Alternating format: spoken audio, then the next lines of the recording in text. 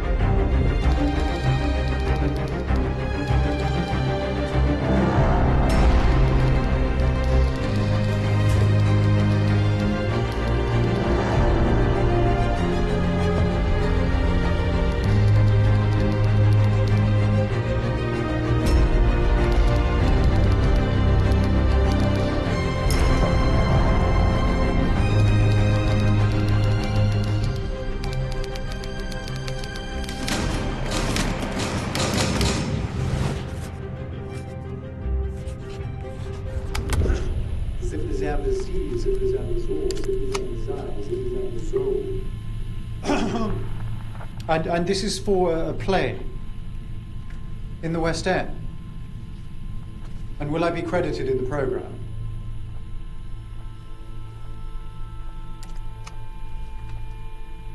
Ladies and gentlemen, silence, please. You are charged with the following indictments.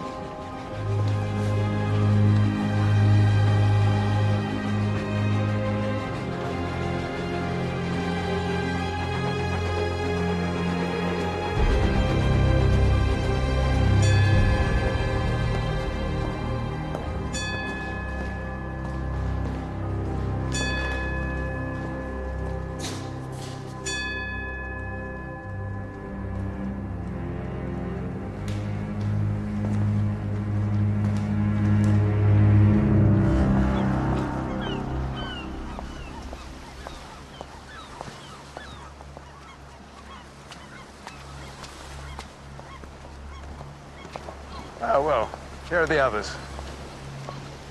I'm Miss Claythorne, Mrs. Owen's secretary. Are you Mr. Narracott? Ain't no one else holding a sign. We're already taking two over. Fussy old maid and some flashy young lad. Been in and out this harbour like a fiddler's elbow. Sea dogs. They have their own etiquette. Well, good afternoon. General MacArthur. Good Lord. What an honor to meet you. Wargrave. Justice, Wargrave. The honor's all mine, sir. Retired from justice now. Mr. Lombard. Philip. And you, sir? Davis. Are you coming or not? Well, shall we?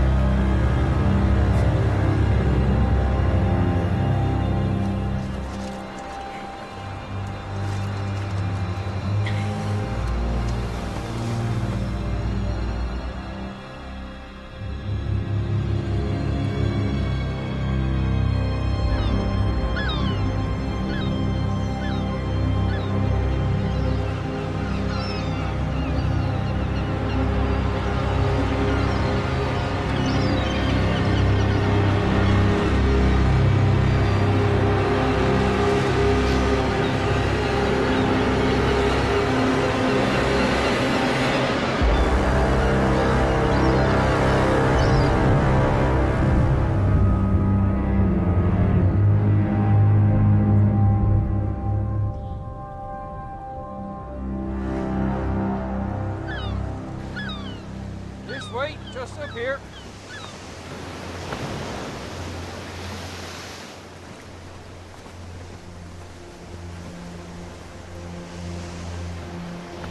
Good afternoon. Welcome to Soldier Island. Right. Come along.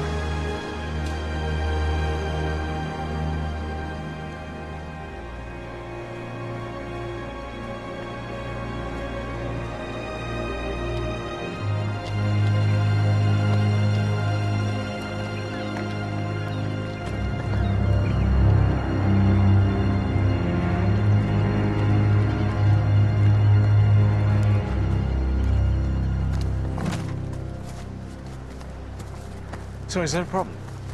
Well, that's as far as my field take me, sir. God's sake.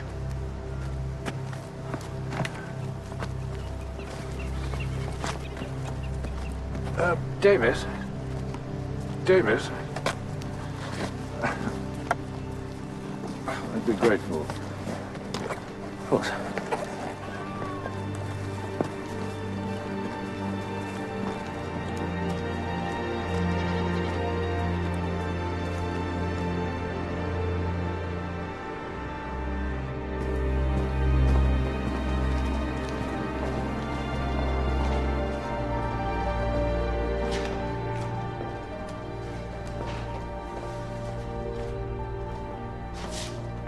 Well, Rogers, our hosts.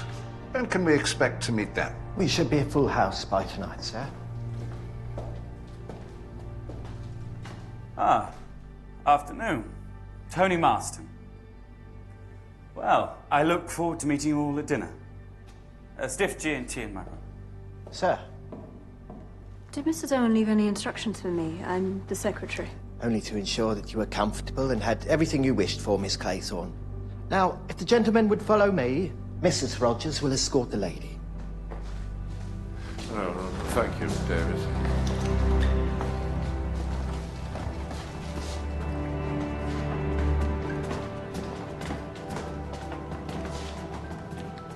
Did my friend Mrs. Colmington, Mrs. Constance Colmington, did she change her plans, do you know? No, I'm afraid I don't. Ridiculously vague. Oh, I'm sorry, I only just recently got the job. No, not you, Miss Claythorne. I mean this whole arrangement. The Owens invited me here to meet my friend, and she's not even here. Very strange. Very strange indeed. Can I help you? Here. Oh, too kind.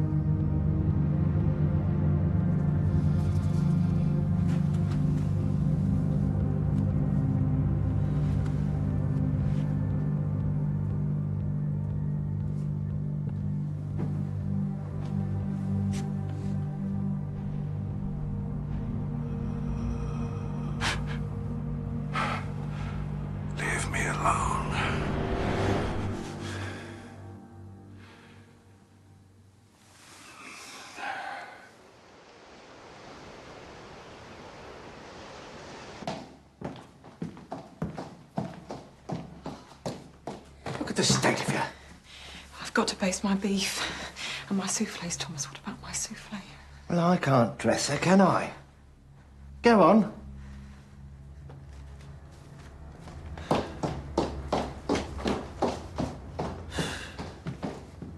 Was it a childhood affliction? Your eyes? No, madam. Came on all suddenly. Shock, maybe. Sudden change.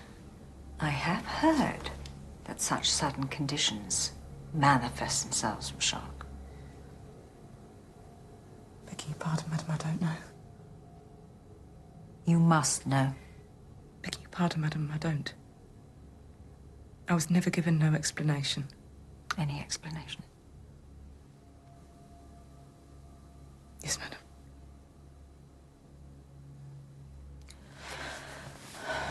I always think it's rather weakness to be so affected by something in one's circumstances. Rather indulgent. Almost vain. Un-British. We must be strong, Mrs. Rogers, especially in these times. The world is looking to us to be steadfast. If it cannot look to us, who can it look to? We must be valiant and virtuous.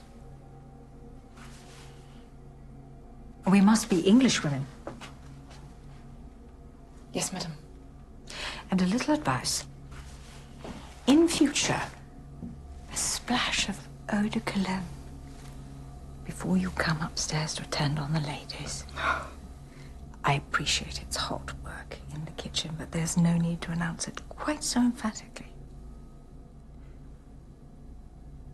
Beg your pardon, madam.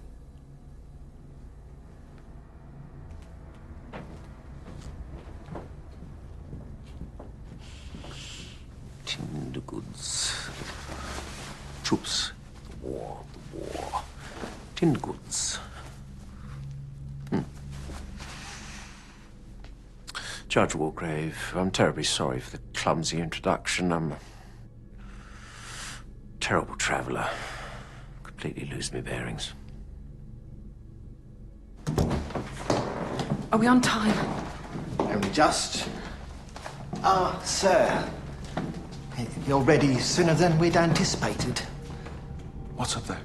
Just roof space, sir. Sir, I've been advised that the footing isn't particularly sturdy up there.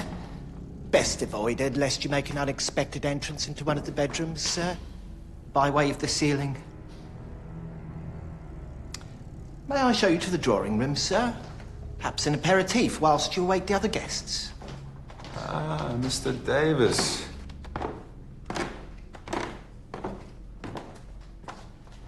You look like a man who could use a drink.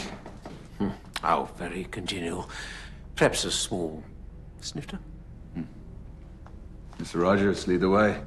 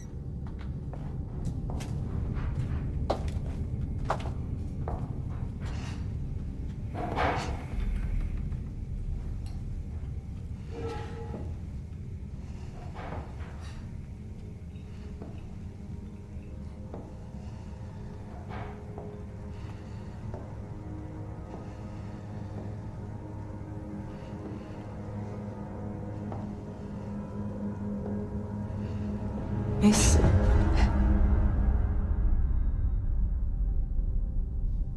Is there something you're looking for, miss? Because this is the below stairs, miss. For staff. Well, I am staff. Miss, we had very strict instructions that you were to be treated as a guest. Guests don't come below stairs. If there's anything you need, ring for Rogers to attend. It rather sounds as though you're asking me to leave. How many more are you expecting with the Owens? We shall know when they arrive. And how will you cope? Just the two of you? Rogers and myself is competent. More than. No one shall want for anything. Now, you can always ask me, you know, for help. Until Mrs. Owen says otherwise, you are a guest, miss. So, if you please.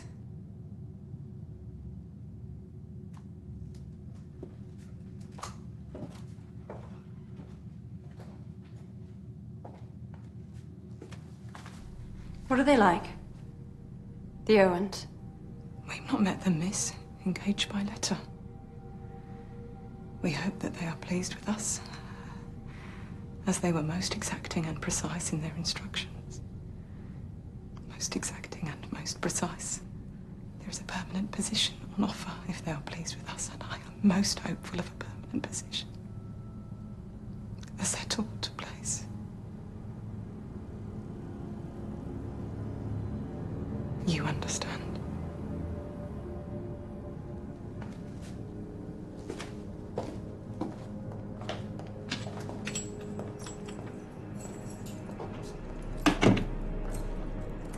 Well done, girl.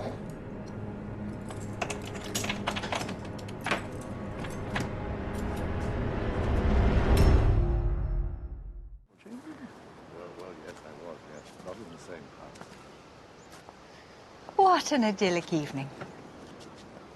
The sky. How can one not believe in a creator? Davis. Emily Brent. Edward Armstrong.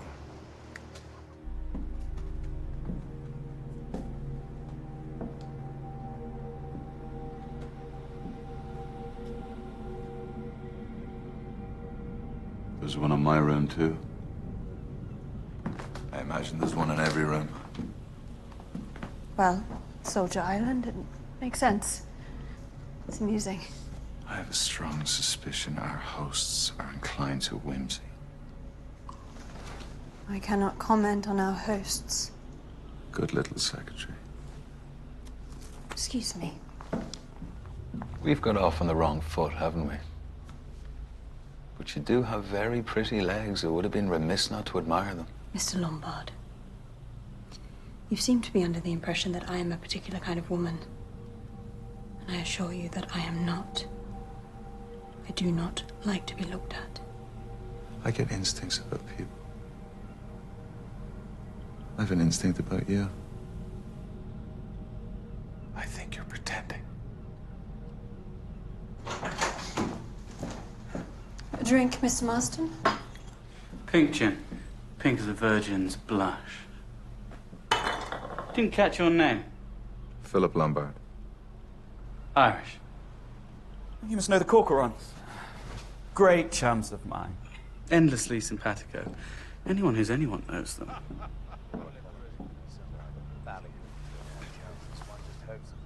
Are you a betting man, Lombard? It depends. At some point this evening, one of those crumbling old relics will start talking about the war. And then they'll ask us both if we aren't damned sorry to have missed the last one and how we should be gung-ho to do our duty in the next. Not that there's going to be a next one. There's always a next one. So how about it? A bet? The odds are too short.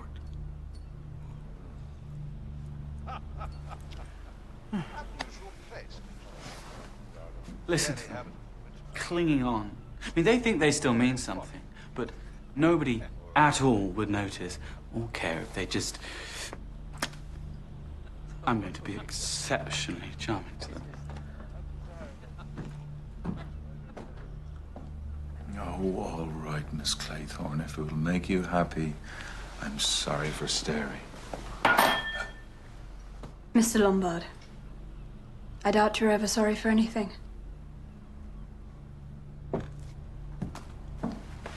Smart girl.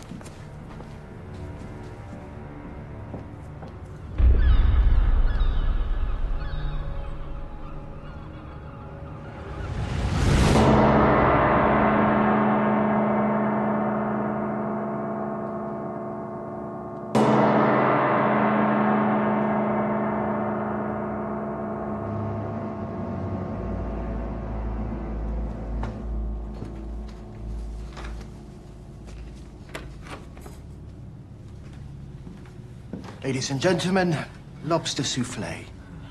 Hope it isn't too rich. I always dine so modestly at home.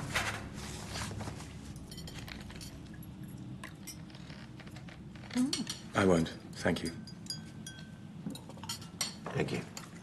We've met before, you know. Oh, forgive me, my memory is not what it was. Perhaps you gave evidence before me. No, it wasn't that. I'd remember that. Something else. It'll come to me. I'm not at all sure about these.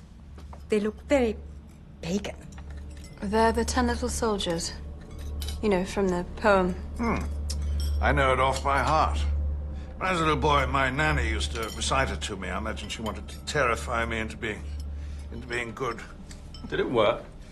Well, I've always been a stickler. Yes, stickler for the rules. I was probably a rather dull boy. I really can't imagine that, Jim. Although, you shouldn't call it a poem, Miss Laythorne. It's doggerel. Poetry should be uplifting. I agree with you, Miss Brent. Well, that just shows how wrong first impressions are. I didn't think you were the type of gentleman to appreciate poetry. Mr. Davis has hidden depths. Souffle's delicious. Very light.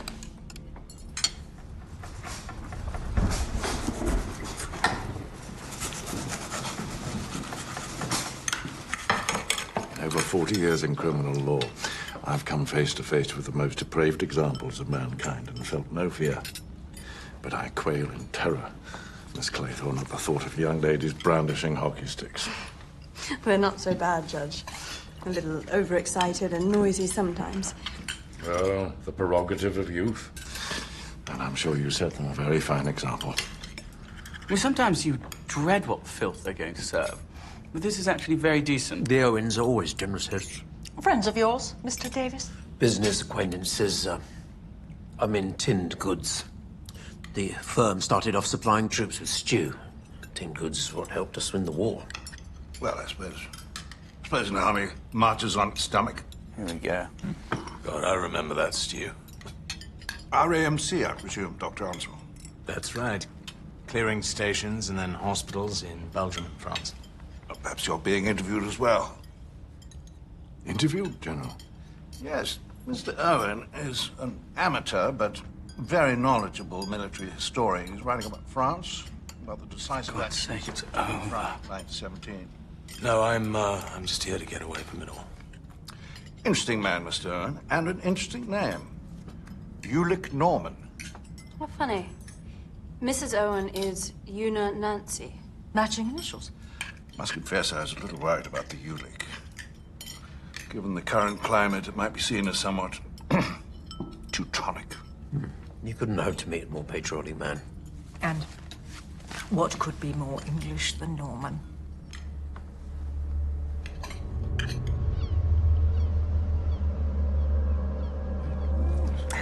Oh, it's magical. Mrs. Rogers has the gift. Well, she might look like the undead, but she can definitely cook. When might we expect the Owens? Have they not telephoned? There's no telephone on the island, madam. Mr. Narracott brings messages along with the post and kitchen supplies every morning, and I imagine tomorrow he will either bring a telegram from the Owens or they will accompany him. Rogers, give that Narcot chap a couple of bob, ask him to watch my car. It's parked up by the harbour. The Jensen. Of course, sir. I shall pass on your compliments to Mrs. Rogers. Look here, Davis. The Owens, are they fun-loving types? Fun-loving? Yeah, because there's something a tad off here. Now, I had a letter inviting me to a house party. Pretty young things. You know, champagne, music. And apart from Lombard, who looks like he could cut up a bit lively, the rest of you don't really look like fun-loving house party types. No offense. Your car, the Jensen. Well, you saw her. Isn't she a beauty? I honestly can't imagine loving a person as much as I worship and adore the Jensen. You ran me off the road. No, I didn't. You ran me off the road. When? I was driving along, minding my own business, when you overtook me, going God knows how fast, and you ran me off the road. Well, I saw someone going at a pitiful speed. I don't care, Marston. I think an apology and a handshake between gentlemen would be just the thing here. But I haven't done anything wrong. You ran me off the road! Well, I might have overtaken you, but my great aunt drives with more zip, and if you can't control your car, then you really shouldn't be behind the wheel. You little shit! You ran me off the road, and then you have the temerity to tell me it's my fault? Careful, old boy, getting a little red in the face there. Gentlemen, please, there are ladies present. I'm sorry. It's been a long week. You're right, General. A handshake between gentlemen. Come on, Armstrong. Put it there. Let's be pals.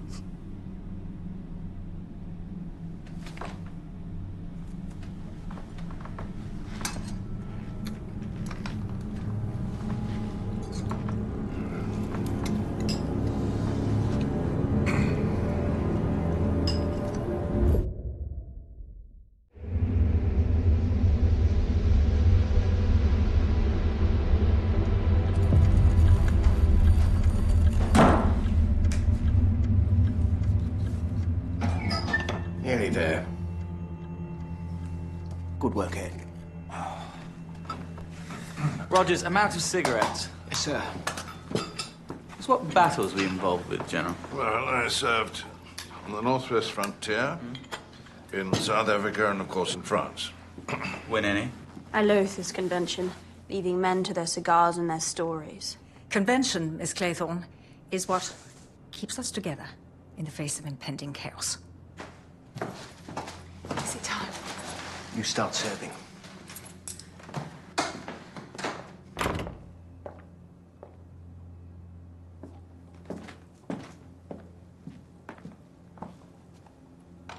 No, no. No, I'll pour the coffee. You must be very busy in the kitchen. Miss. Excellent dinner, Mrs. Rogers. The Owens are lucky to have you. I will certainly be telling them so. Thank you, madam.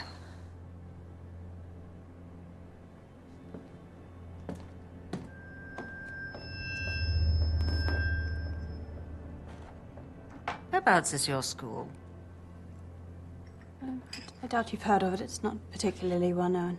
Not particularly good either. Why do you say that? Otherwise you would not be needing employment in the summer months. Their fees are not high enough, nor is their pay. Not that I disapprove of you seeking employment and being busy, far from it. But why teach in a third-rate establishment, producing third-rate girls? Barely worth your time and attention, I would have thought. Ladies and gentlemen, silence, please. Who is that? You are charged with the following indictments. Edward George Armstrong, that you murdered Louisa Mary. Who is this? I don't know, sir. Emily Caroline Brent, that you murdered Beatrice Taylor. Who is this? What's the meaning of this? William Henry Blore, that you did murder James Stephen Lambert. Vera Elizabeth Claythorne, that you did murder Cyril Ogilvy Hamilton. Philip Lombard, that you did murder 21 men, members of an East African tribe. John Gordon MacArthur, that you did murder Henry Richmond.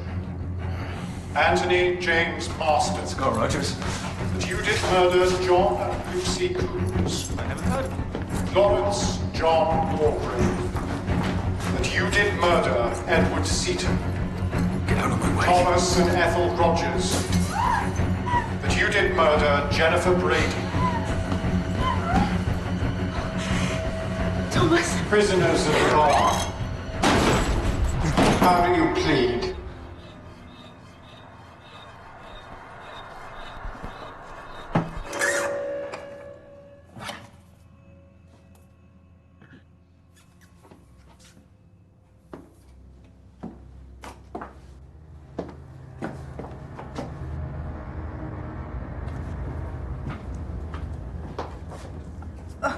Mrs. Rogers.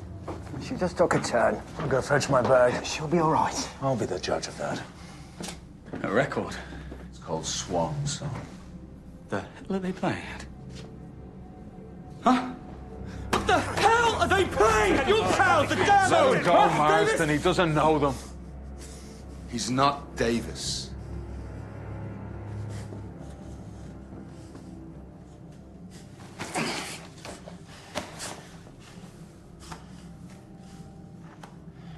I'm Blore. Detective Sergeant William Blore. How did you know? Instinct.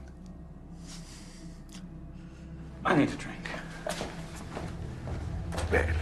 These grotesque false accusations. Indeed, General. We should wait for the Doctor and Rogers. We should wait until everyone is together. Well said, Tubbs. Let's all listen to the policeman.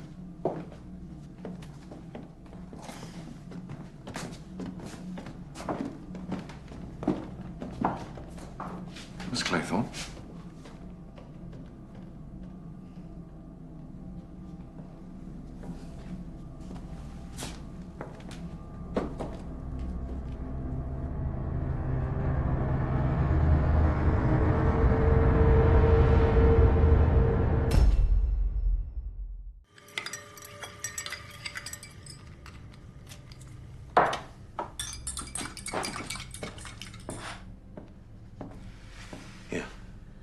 smile, but it will help you sleep.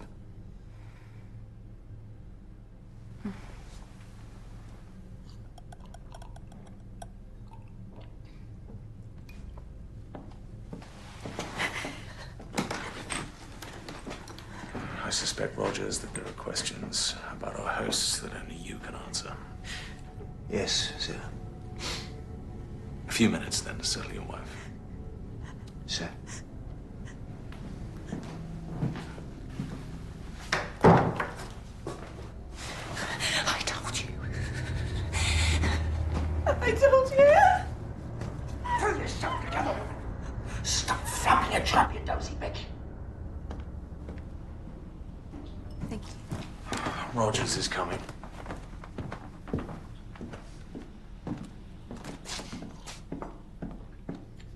Well, Rogers? See, on my instructions, to put the record on at such a time, we were told it was to be a surprise, a party game. Some party game.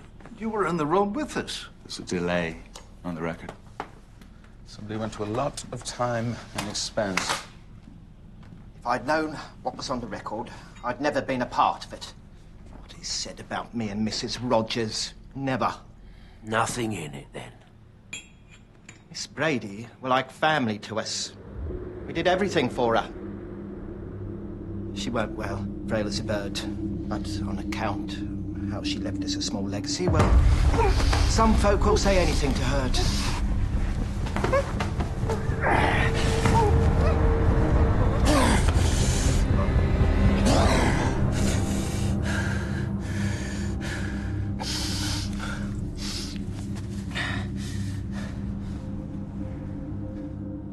There's a lot of jealousy amongst domestic service, I'm afraid to say.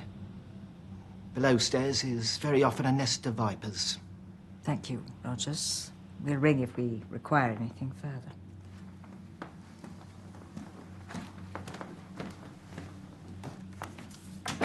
I've had more than my fair share of lazy and vindictive staff, I believe, Rogers. Doesn't make any sense. I've never even met a John and Lucy Coombs. Malicious nonsense. Louise Cleese was a surgical patient. It was risky. There were complications. Everyone knew that. But the moment anything goes wrong, it's blame the bloody surgeon. No one's blaming you, Doctor. Well, someone is. Henry Richmond was one of our finest young officers who fell in pursuit of his gallant duty for king and country. It is repugnant that these vile rumors should be given credence. Repugnant. Edward Seton was guilty. I was party to evidence that was not admissible before the court, but he was guilty. The only time I laid hands on Landor was to put handcuffs on him. He was a degenerate and a drunk. He choked on his own puke. Cyril, the little boy, I was his governess. And he wasn't supposed to swim. He wasn't strong. But he sneaked off. And I wasn't a good enough swimmer. I just wasn't good enough. I tried. I really tried to save him. His poor mother was broken. She was so broken. I had to be rescued. I almost drowned. You could say something like this. Some sort of vicious joke. Well, if that's your sense of humor, there's something wrong with your wiring. Time for the funny farm. It was pinpoint accurate about me. 21 men. I always thought someone would blab. It's amazing how people get an attack of conscience when they're safely tucked away in their beds.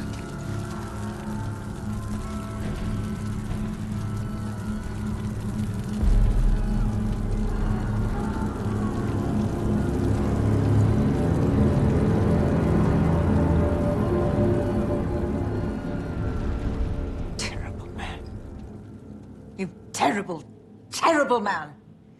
It's people like you, men like you, that put our missionaries in such danger. Oh, your missionaries with their God and their syphilis. I am not the only white killer in Africa, Miss Brand. Lombard, you, sir, are a bloody butcher. And I'm holding my hands up to it. So either I'm embellishing a story for shocking effect, or I'm the only one telling the truth in a room full of liars. How dare you? Take that. Enough. Please, ladies and gentlemen, enough. What good can it do? My feeling is that we should retire and be ready to leave tomorrow with Mr. Narracott. What if the Owens are with him? We confront them, but we leave. And despite Mr. Lombard's devastating confession, we are all victims of a cruel hoax. We shouldn't dignify these accusations with any more debate. Agreed? Certainly. Yeah. John and Lucy Coombs. It must have been those two kids. I mean, what sort of parents let their kids play out in the dark, for God's sake? It's completely irresponsible. I lost my license for 6 months. It was a terrific nuisance. Oh, you were driving, were you? What a surprise. It was jolly bad luck. That's all. I didn't stand a chance.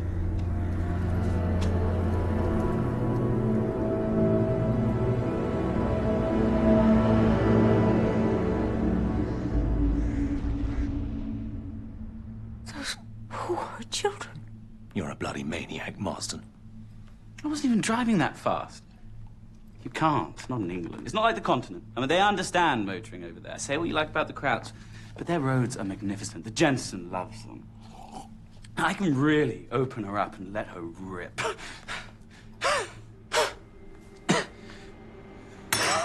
All right. Choking!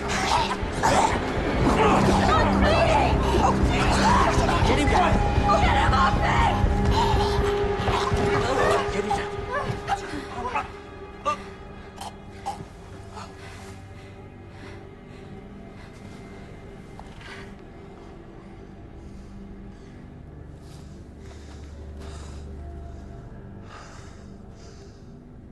He's dead. Heavenly Father. Watch over this.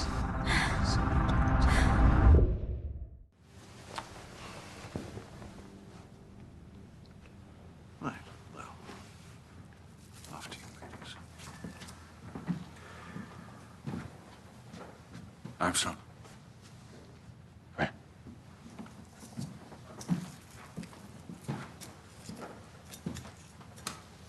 Ah. Well, perhaps we ought to get rid of the stimulant out of respect to the family. Don't want to cause a scandal. Well, it's a police matter now, Doctor. Same set of rules if you're posh or not. Very well.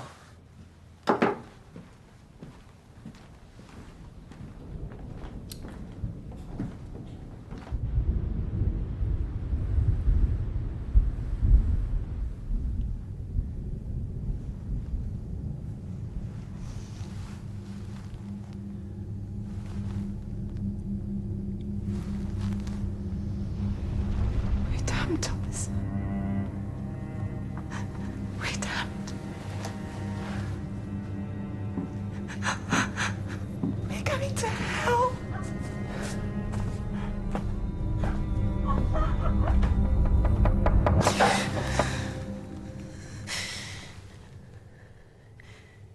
Yes?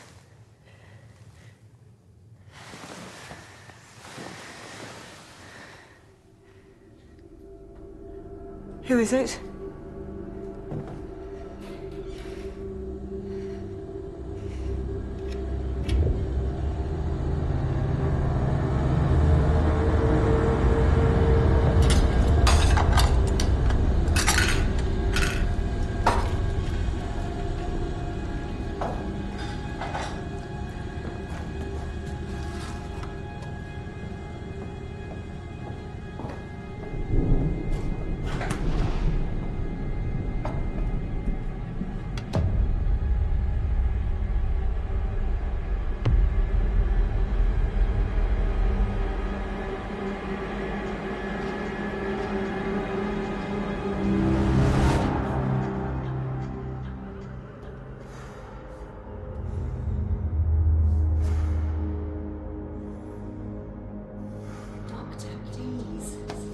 touch me.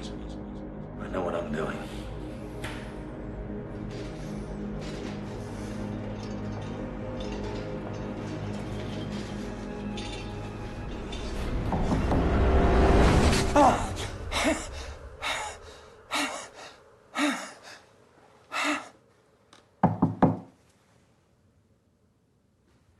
Dr. Armstrong?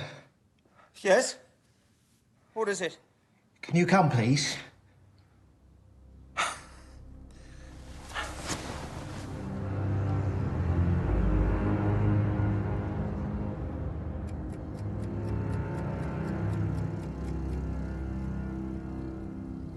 She's been dead for some hours.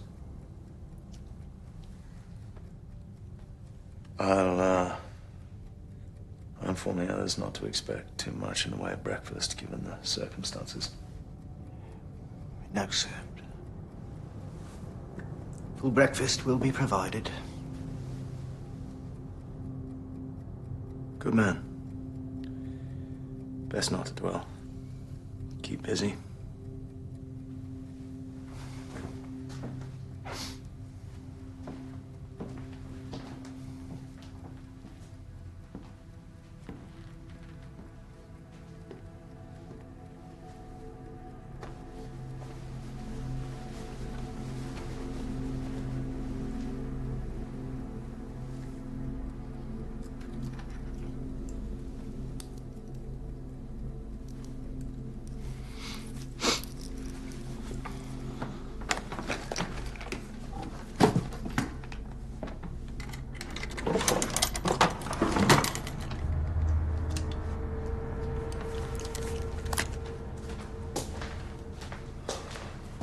Dr. Armstrong. I heard you get up. Has Mrs. Rogers got worse? Somewhat. She's dead. Dead? Died in her sleep. It's quite peaceful. Nothing to be alarmed about. Oh, wait.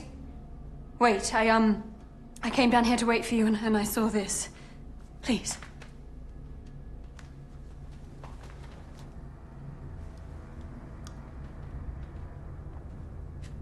Bit late for the kiss of life, Tubbs. Smart ass you are.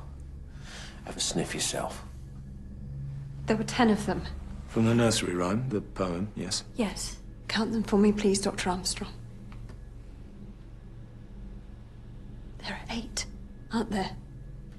8 figures for the 8 people here. Tell me I'm right. Please tell me I'm right. I'm sure there's a perfectly rational explanation for this. Almonds. Almonds be buggered. Cyanide. I trust you're not going to unravel on us, Miss Claythorne. Hysterical women are so boring.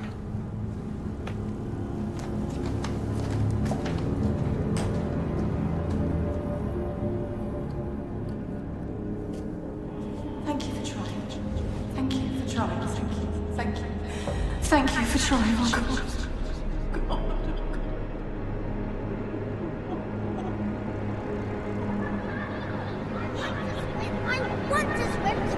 Cyril, darling, you know you can't. You're not strong enough. I am. Cyril, behave yourself. Listen to Miss Claythorne, dearest. No! Oh, that's incredibly naughty. I'm so sorry, Miss Claythorne. Oh, dear, he's getting all worked up. Cyril, you will make yourself ill. What's all this now? Uncle Hugo! I can hear you shouting from miles away, you young rascal. Oh, thank heavens, in the nick of time. Olivia, you look absolutely radiant, as ever. Empty flattery. I'm completely rattled and utterly hideous. I don't believe I've had the pleasure. Hugo, this is Miss Claythorne, who was doing so much to help Cyril in the schoolroom.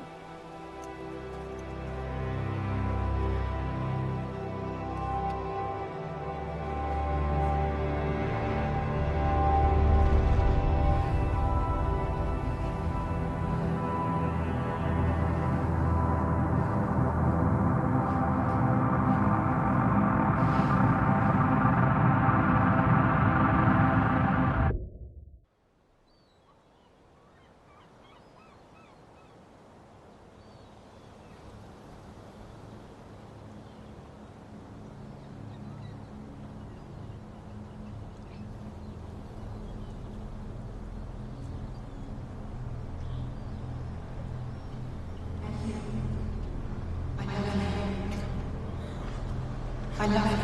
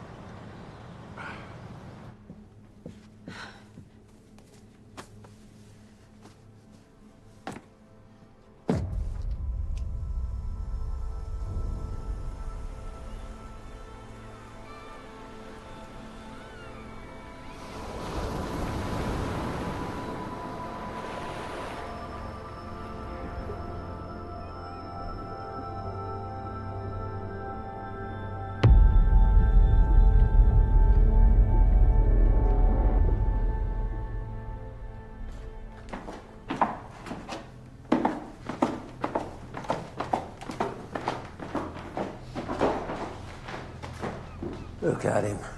Cool as a cucumber. One question. Why? There was some temper he had last night with young Marston. Some temper. Mrs. Rogers? Again? Why? Because he could. He's got a taste for it. Think about it. Doctors and surgeons, like puppet masters of life and death. Keep your lip buttoned. Once we get back to the mainland, he's cuffed and questioned. And me? Am I gonna get cuffed and questioned? What about? Bunch of darkies? What do I care?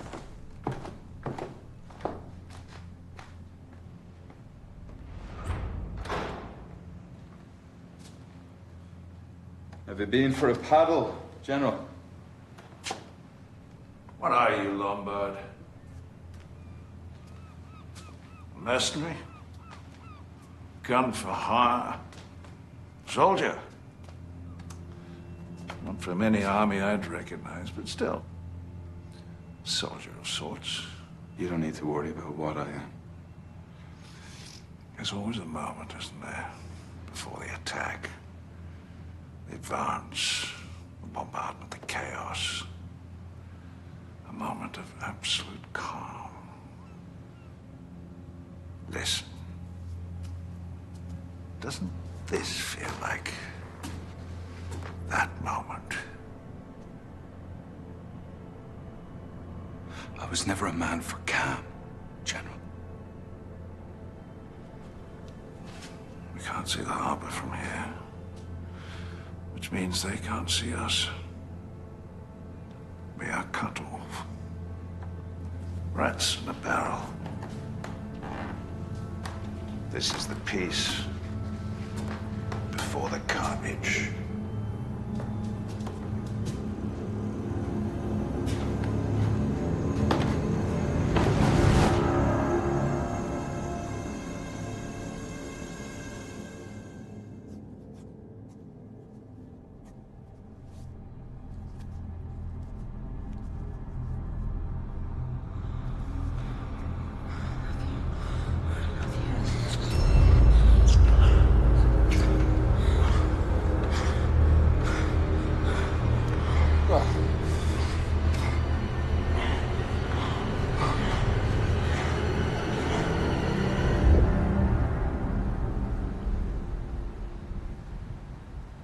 None of you moved them.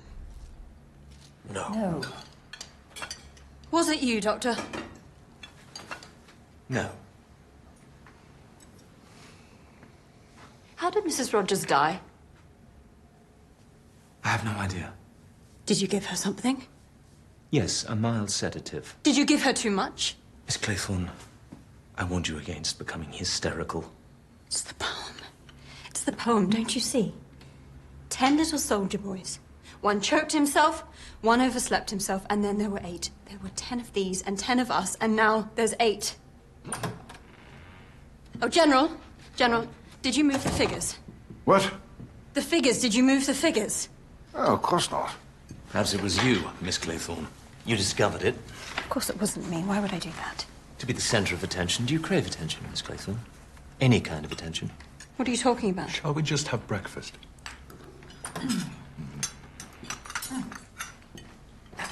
It was dreadful news about Mrs. Rogers. She was a wonderful cook. Such a shame. This egg is 4 minutes, precisely, is it? Yes, madam. Rogers, did you take away 2 of these figures? No, miss. Condolences, Mr. Rogers. When are you expecting Narracott? Mid to late morning, sir. His timekeeping is somewhat erratic. Will that be all? Yes, thank you, Rogers. Thank you very much. Tony Marsden was young and strong. He didn't die from some stimulant. Perhaps he was poisoned. And Mrs. Rogers, perhaps she was given too much. What drugs do you have in your medical bag, Doctor? Why did you even bring it?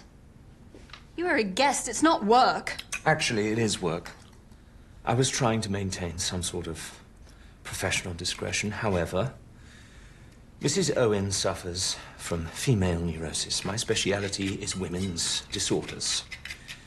Mr. Owen engaged me in a professional capacity to tend to his wife. Gave up on the surgery then, Doctor? People do not just die out of nowhere for no reason. They die because something was done to them by someone. I'm going to check your bag. Don't you dare! What have you got to hide? How about I do it? I'm not being searched like some grubby criminal. Then what if the General goes with him? He's an honourable man. Fine. But while you're at it, you might want to search Judge Wargrave's case as well. I know where I've seen you before. Chap who has the clinic beneath mine in Harley Street. He's a cancer specialist. That's where I saw you. If anyone has strong painkillers and sedatives in his case, it's Judge Wargrave. Is that true, Judge? I have had health problems, yes. And that's very cruel, Doctor. Don't blame me. You pushed it. General, shall we?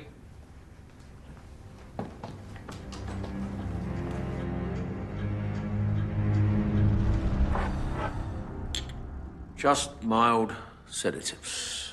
As I said. Bog standard. Nothing special. My surgery was a success. This, the house, the island, it's meant to be my recuperation. Sea air, peace, and rest. Very sorry, I'm very sorry. Well, there's an end to it. Like hell it is. Why shouldn't she be searched? Equal rights for women. Let's see what you've got.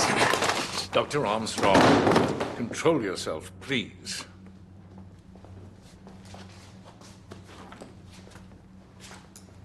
Who the hell do you think you are?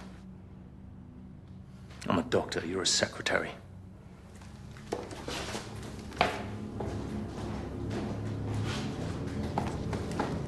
Somebody moved them. They did. Someone did that.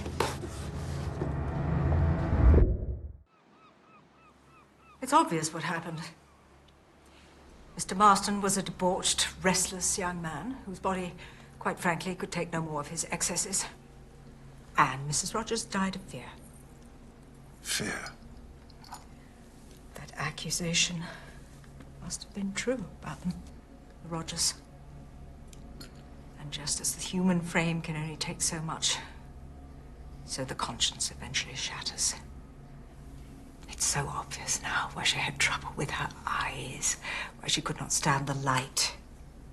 Guilt. Well, Mrs. Rogers now stands before her maker, as we all must, awaiting his wrath. So be warned, Mr. Lombard. Your time is nigh. The pit beckons. May you burn. And what awaits you, Miss Brent? I am a room swept clean for his laws. My conscience does not trouble me.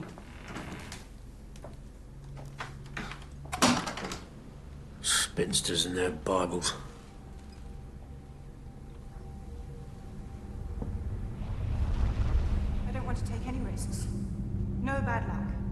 No peacock feathers.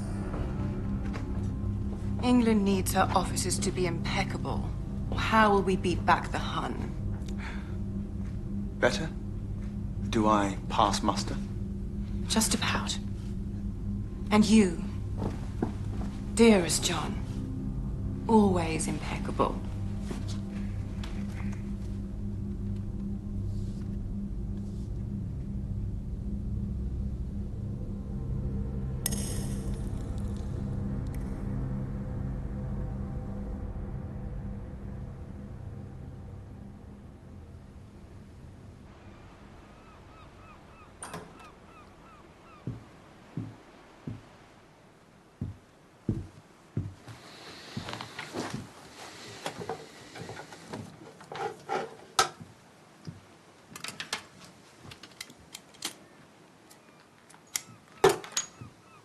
Did you really kill all those men? Yes, Miss Claythorne, I did kill all those men. And more. Why? It seemed like a good idea at the time. They had something I wanted. In this case, it was diamonds. Worth more than a few lives. What about you?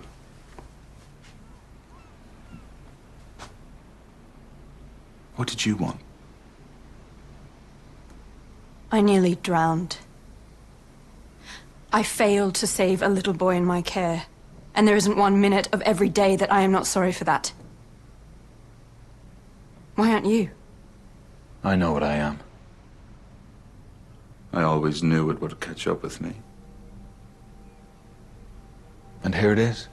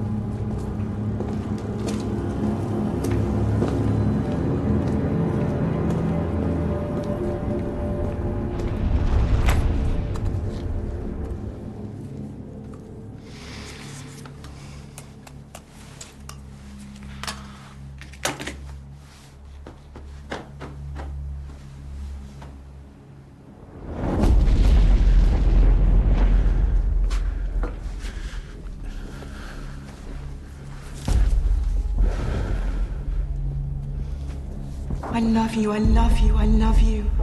I think about you and you kissing me and your hands on me and in me and your mouth on my body, and I cannot bear that you are not with me now.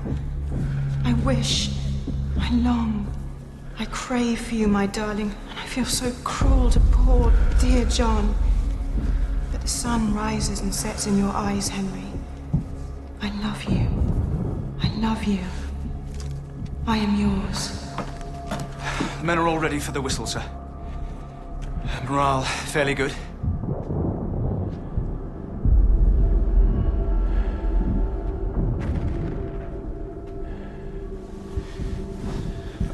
Here, let me.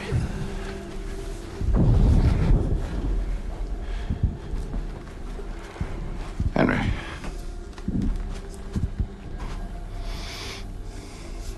You've been a great friend to my wife and I.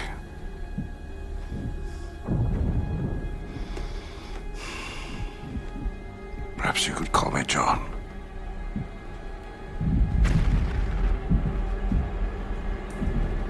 Thank you, John.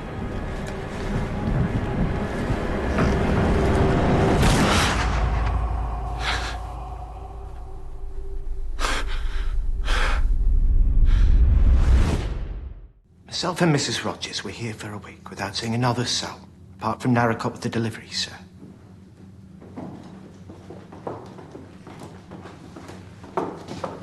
Lombard. Where are you going? We're sat around waiting for you, Luke Normanell. What if he's been here all along? Plenty of places he could be hiding. Wait for me.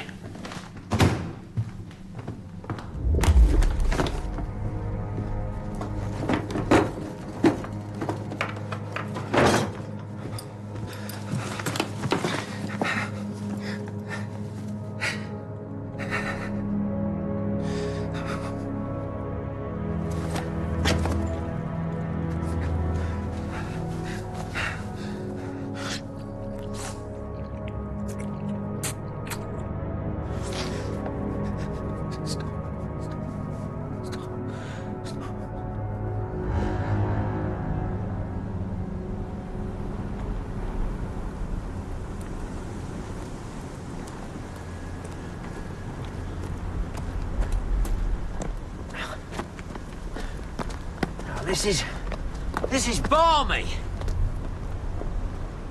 No one could hide down there.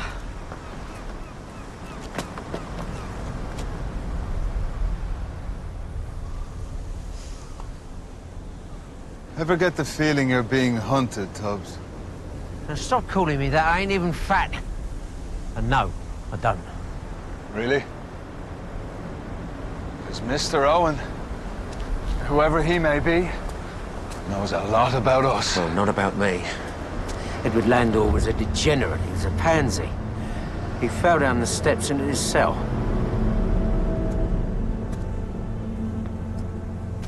You never touched them? I wouldn't want to be near one of them dirty bastards. Come on, Tubbs, keep up!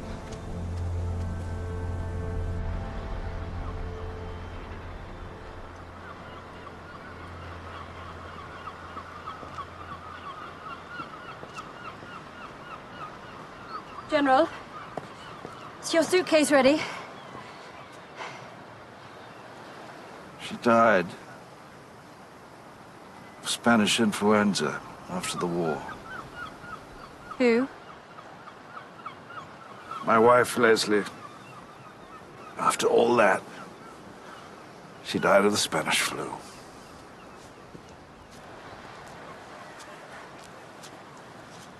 So many did.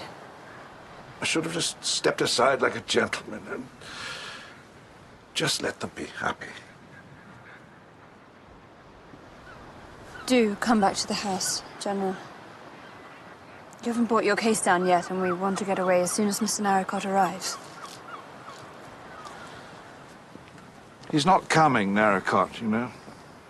No one's coming for us. We won't be leaving the island. This is the end. It's a relief to come to the end, to know that it's over. You won't understand that yet, but you will. In time. I think you're quite mistaken.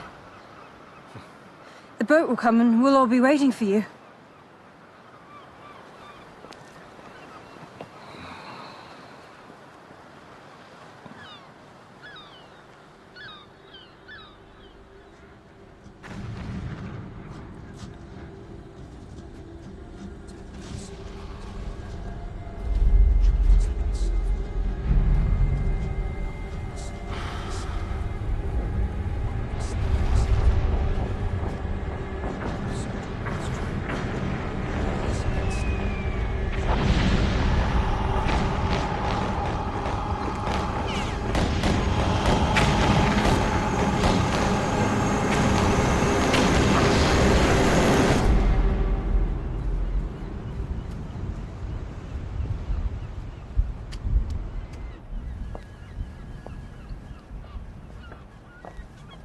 Ah, Miss Claythorne.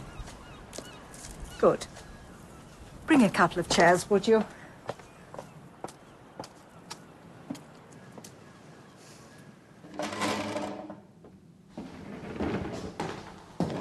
What's going on? It's a bit early to be on the sauce. It's been something of a morning.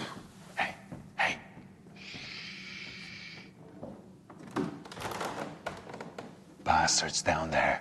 I heard him. What bastard? Owen. I can hear him moving about. Marston's room.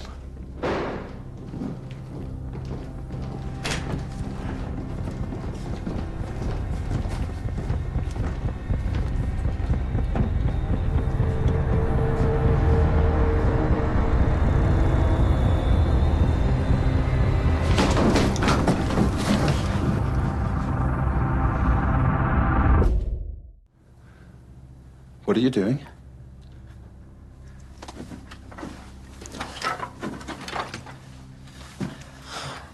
Camp bed.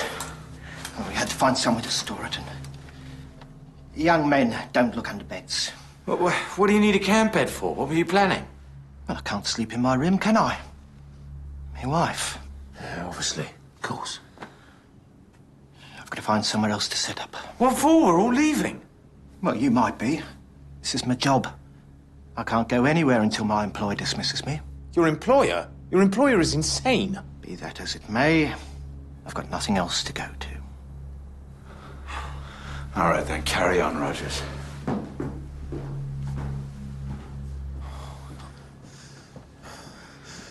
Did you know he had a gun? No.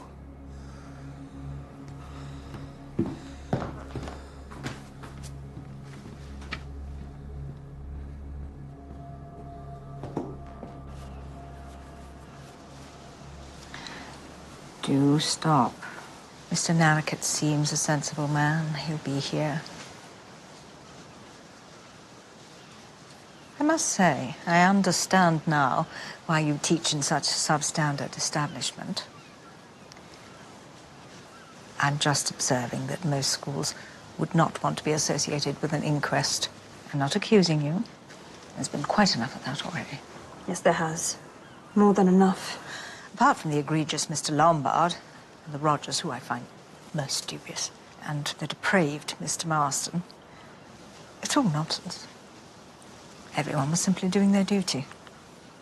The judge, the general, doctor, Detective Law. They were doing their duty. As was I. As were you. You didn't say anything last night. It wasn't for gentlemen's ears. But Beatrice Taylor was my maid of all work. Foundling girl. And unwanted. From the war. You know? I believed her to be a clean, decent, modest girl. I taught her needlework skills. We had quite the little home.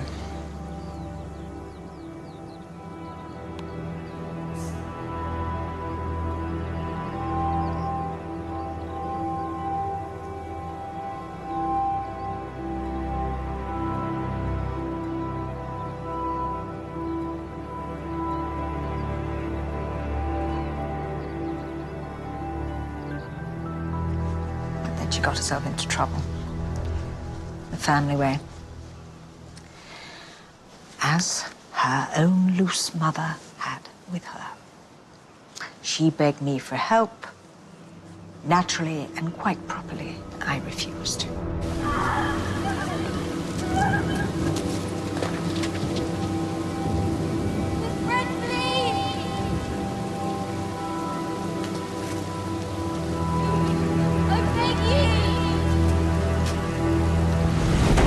What happened to her? She threw herself under a train. She killed herself? Even made the local paper. And they turned it into some pot-boiling sentimental tale. She asked you for help. If you had helped her... It was the weakness in her character which drove her actions. Why should I be reproached? Ask Rogers for some tea. Lemon, not milk.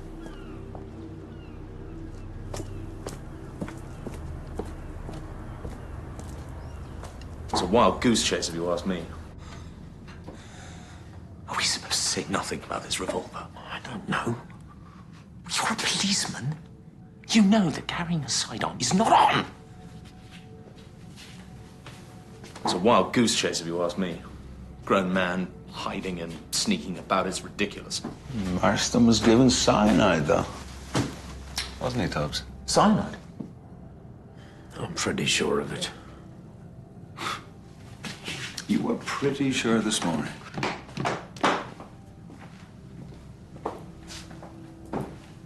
Can't be sure without a proper report. Claythorne for the cyanide. I'd put money on it. She don't seem the type. Oh, she's exactly the type. I know women, what they're capable of, their brains. It's sex, or lack of it, drives them mad. Easy to see how you got a Harley Street practice. What about the old boy? The general. Dangerous men come back, you know, from over there. Their noggins all scrambled.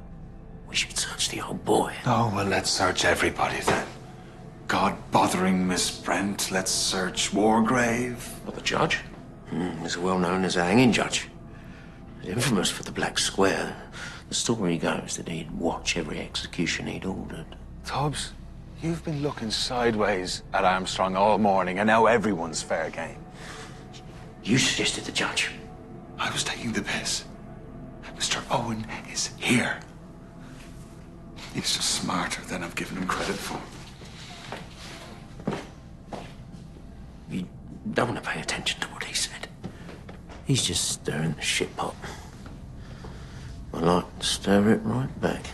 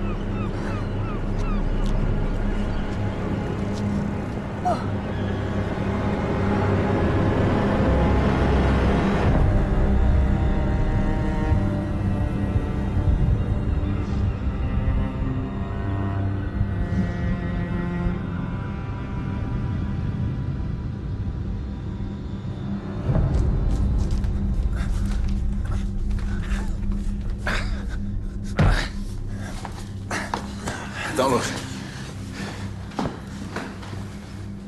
Someone did this? Well, it weren't no bleeding accident. It's murder. He said no one was coming for us. He said this was the end.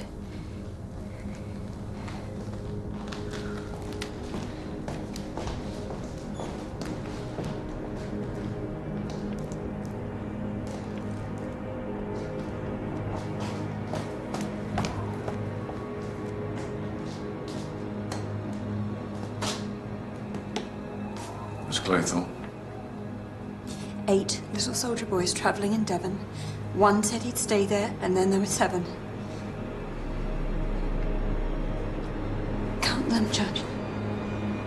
Count them.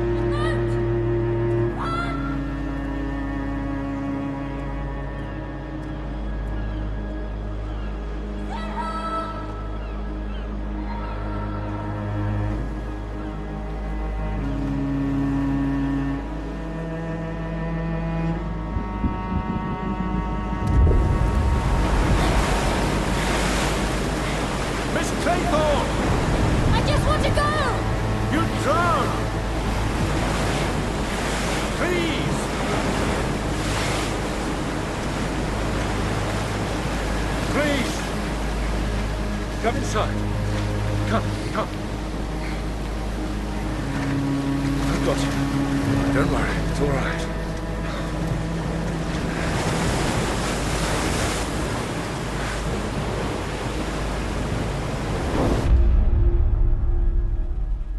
I told you Owen was on the island. What made you so sure?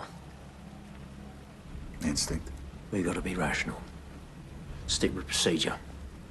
Who is this Owen? And Mrs. Owen? I don't think there even is a Mrs. Owen. We must all have something in common. Someone who knows us all. Well, how can that be possible? I can imagine crossing paths with a doctor, a judge, but someone like Mr. Lombard? Well, we've crossed paths now, haven't we? Mr. Lombard, law tells me that you have a revolver. Oh, Tubbs. Why have you got a gun? He's got a gun? I carry it everywhere. And it was implied that I might need it. Implied? By whom? My client needs a good man who can handle situations. Who's your client? Mr. Owen. Ulick Norman Owen. Never heard of him. But he has heard of you. Audrey, the box.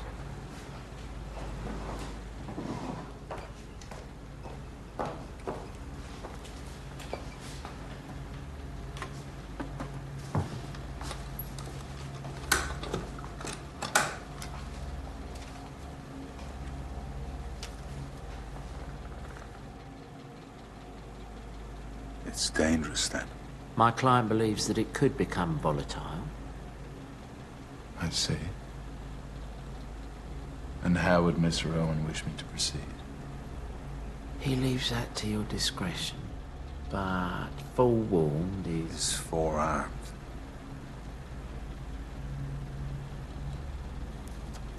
I understand.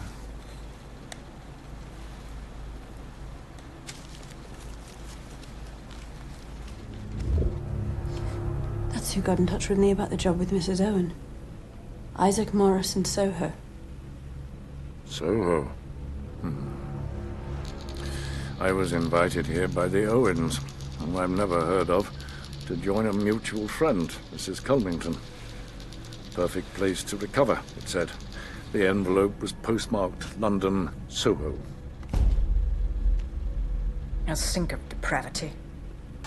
A godless desert of vice. What brings you here, Miss Brent? Mrs. Owen wrote to me. She was interested in my work. The moral education of girls of the lower orders. They have to be taught modesty and decency, or society will be drowned in a rising tide of unwanted babies, all squalling to be fed. She wanted to contribute to my cause. Law? I got a letter from Ulick Norman Owen. He was impressed by my standing in the force. He said if I could see my way clear to spending some time, keeping an eye out, that he would recompense me generously. Keeping an eye out for what? He said that someone was here under false pretenses. He also supplied a list of guests. All of you. Everyone here. And what he didn't say was that Lombard would have a gun. Is it Mr. Owen's voice on the record? Does anybody recognize it? Are we forgetting about the gun here? There's an Irishman sat over there with a bloody gun. Don't blaspheme.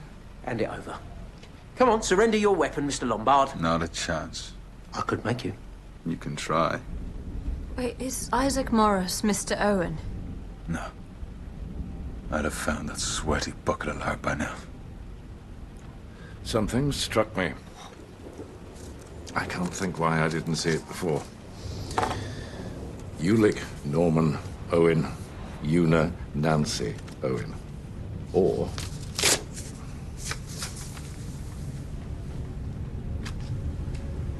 U.N. Owen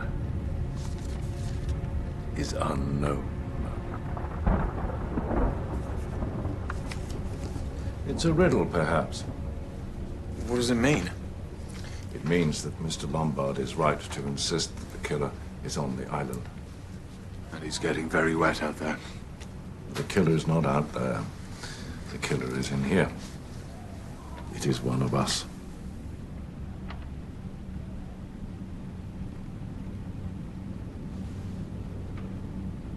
We've never met each other before now. Why? How could I possibly be capable? Oh, anyone is capable, Miss Brand. 40 years on the criminal bench has taught me that. Rogers. Here we go again, lining up the next suspect.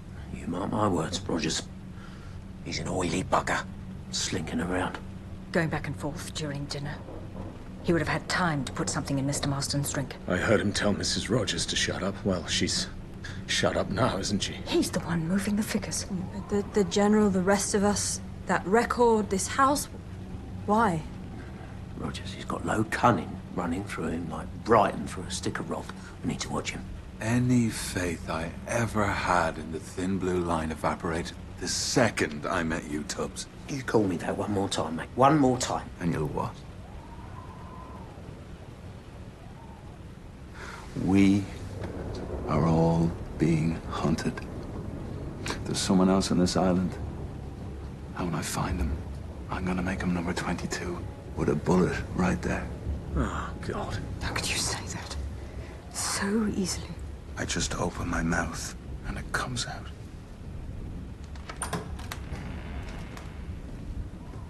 I'll see what can be done about supper. There's some liver and kidneys, perhaps a pie, with some good gravy. That would be delicious, Rogers. Thank you. Thank you, Rogers. Well, I ain't eating a mouthful of his pie.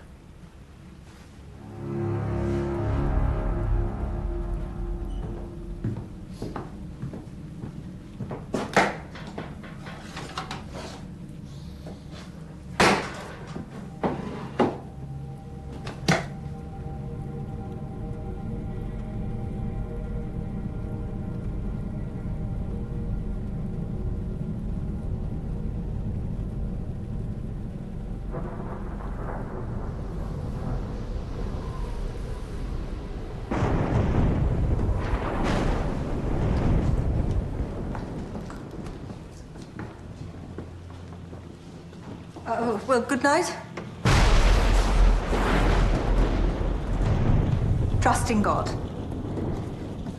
But perhaps also we should lock our doors.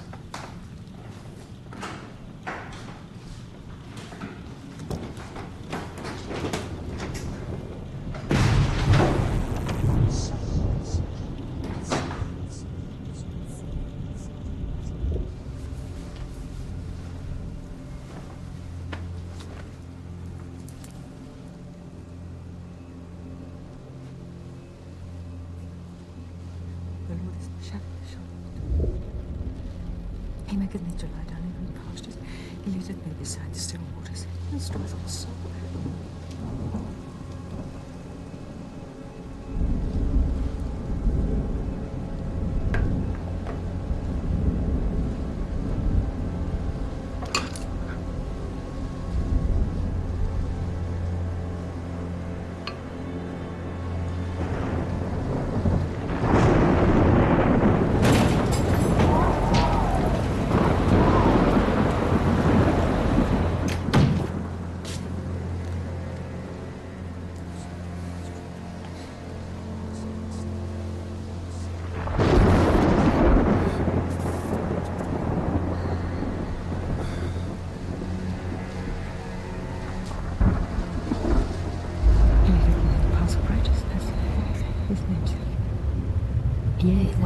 Through the valley of the shadow of death, I will fear no evil, for thou art with me. I will fear no evil. I will fear no evil. Thou art with me.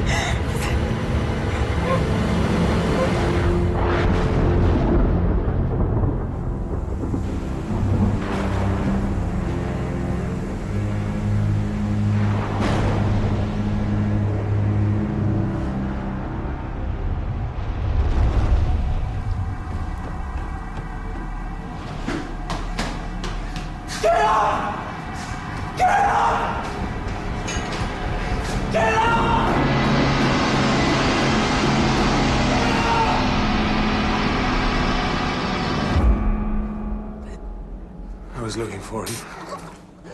I wanted a coffee. I looked, and I found this. It wasn't me.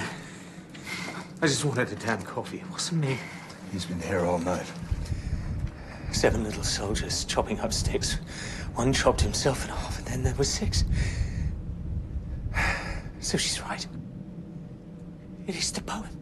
6 little soldier boys played with a hive. A bumblebee stung one, and then there were 5. And there is no hive here, and there are no bees. So what are you going to do now, Mr. Unknown? And you're finished!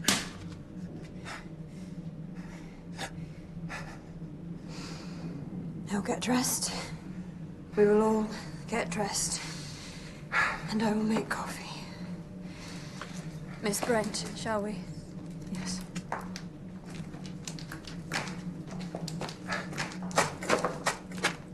Jesus Christ. We need to find something to wrap him up with, or he's gonna go everywhere.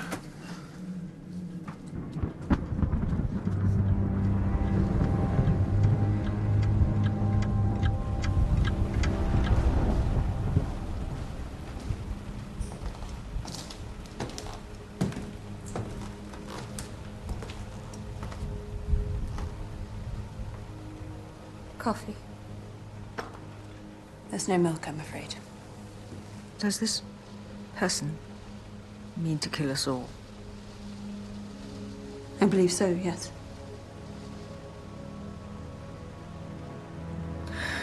I've lost a ball of wool. Quite ridiculously distressed about it. It's only wool.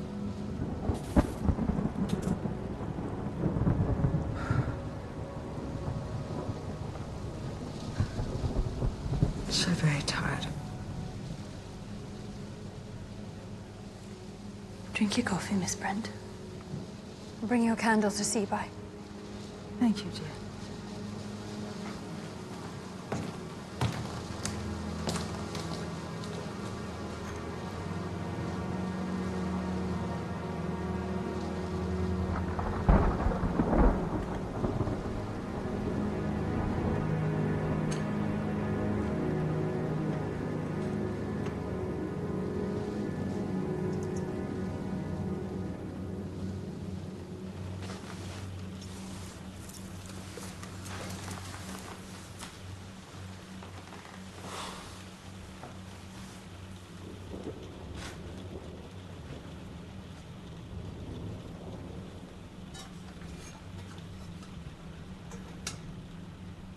I'll make some more.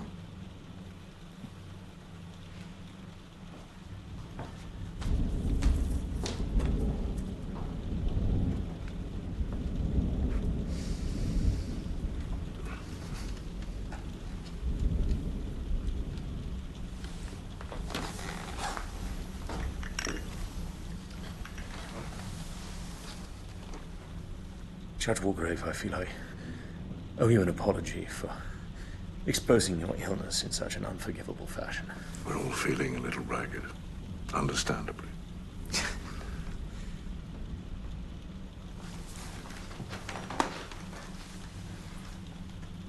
What's your opinion of the others? I haven't really formed one. I don't trust any of them. Blore, that bastard Lombard, Claythorne, Miss Brent and her religious mania. But you and I, we have sharp minds. Actual intellects. We should stay together. Very well.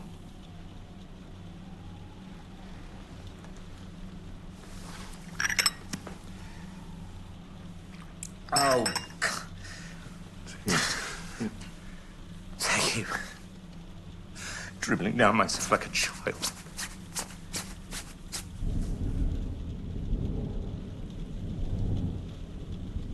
Miss Claythorne's making the coffee. She should be watched.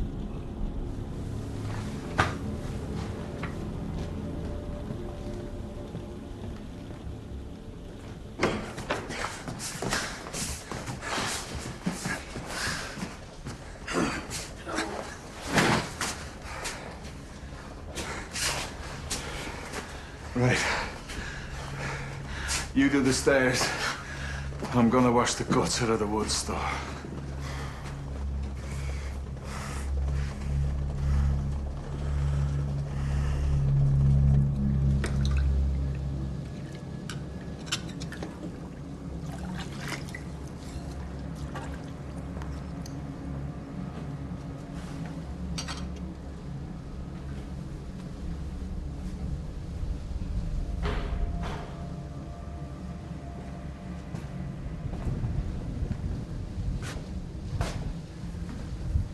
Can I?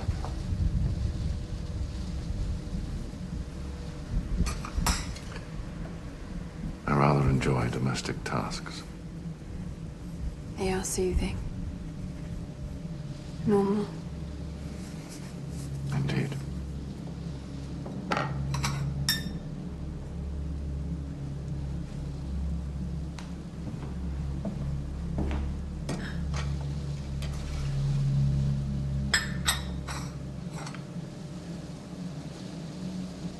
I'll just be a moment. All right.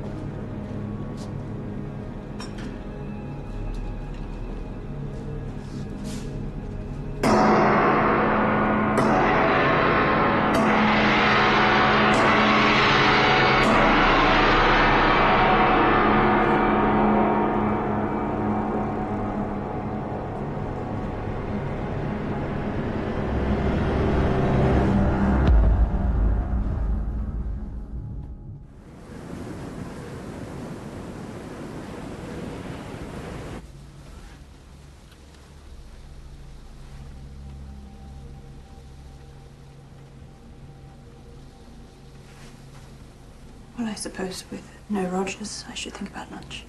I could eat a scabby horse. You're actually hungry. Oh, it's heavy work. Dealing with Rogers, and you're the one who suggested lunch. Only because it's what one does at this time of day. But I'm not hungry. How could you possibly be hungry? Oi, you. Don't go implying casting aspersions. I've got nothing to do with this. I've got nothing to do with any of it. Just because I said that I was hungry, I am hungry. It doesn't prove a single thing. I'm going to get dressed.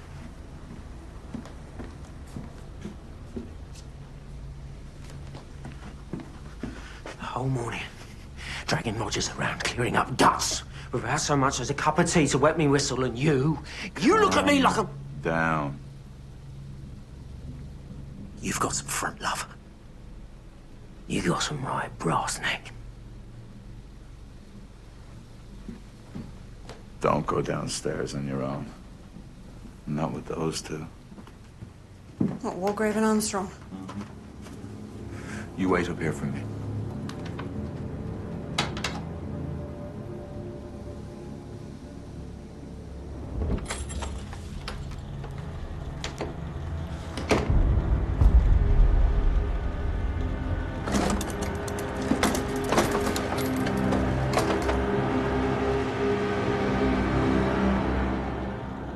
It was locked, which means there must be a master key. Rogers must have had a master key. You two dealt with a body. And you found it? Or did you? You shrieking like a woman. Was that a bit of amateur dramatics, was it? I did nothing to Rogers. I didn't take any master key. We don't even know if there is a master key. And we only have your word that the gun was stolen. You could have taken it. Why would I steal my own gun? I don't know why you'd do anything, Lombard. I don't know why you killed Rogers or Miss Brent or MacArthur. I didn't kill them. Well, you would say that, wouldn't you? Just like you'd say that your gun was stolen. Armstrong, you really are a first-class, 5-star, solid gold moron. Please, the lady, Double bluff. What, Tubbs? Why you would steal your own gun? Armstrong's got a point. It's all riddles and games, smoke and mirrors. Double bluff. You were the last one down. The last one. Ages behind everyone else. What took you so long? I don't care to say. You killed Rogers. You took the master key. You went to bed. You made sure all of us were downstairs, and then you got into my room and you took my gun. You have my gun, you little prick. Lombard, for heaven's sake. I never killed Rogers, and I ain't got your key or your sodding gun. Then what took you so long? If you weren't in my room, stealing my gun, then why were you the last down? I was in the bloody lavvy, if you must know. Constipated. Oh, yes. Yeah, laugh it up. It's not funny. I was bound up to something rotten. Sat there in a muck sweat. So it weren't me. It could have been any of us. Any one of us could have had the key. Any one of us could have the gun.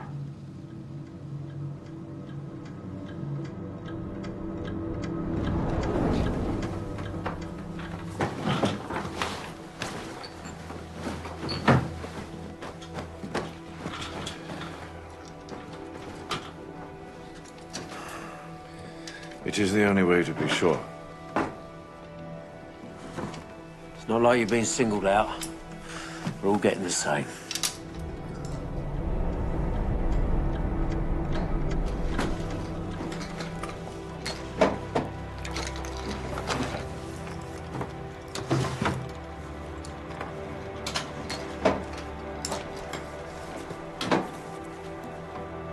No key, no gun. No. Now you, Miss Claythorne. Of course.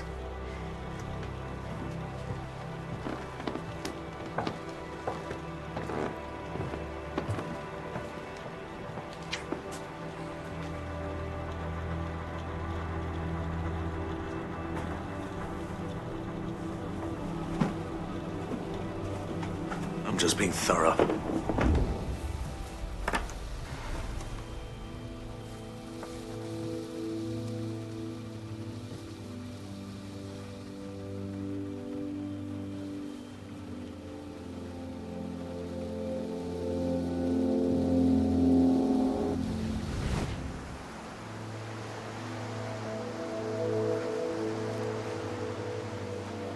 like Uncle Hugo, don't you? I do.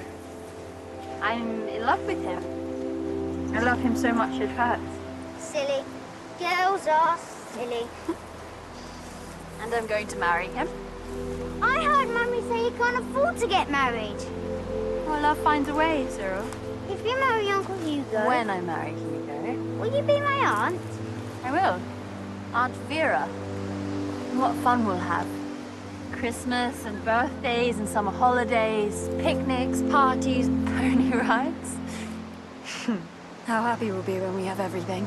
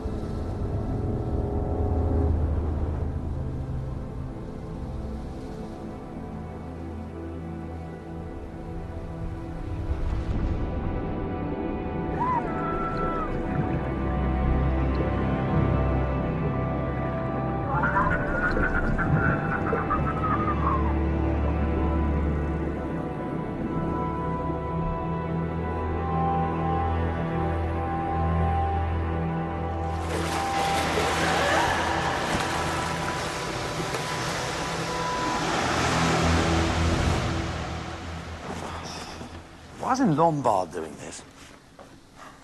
Bloor and I thought it a good idea to keep you two apart a little.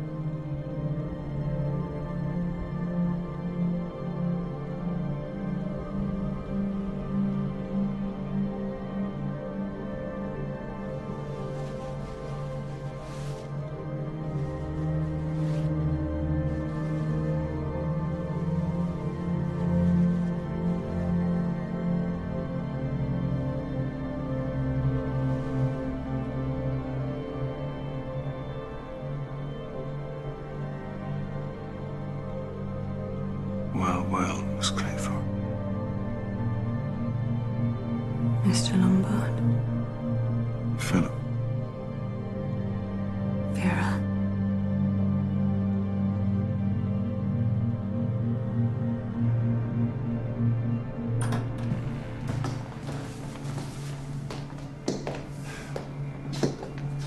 Nothing. We'll search the rest of the house. Every room.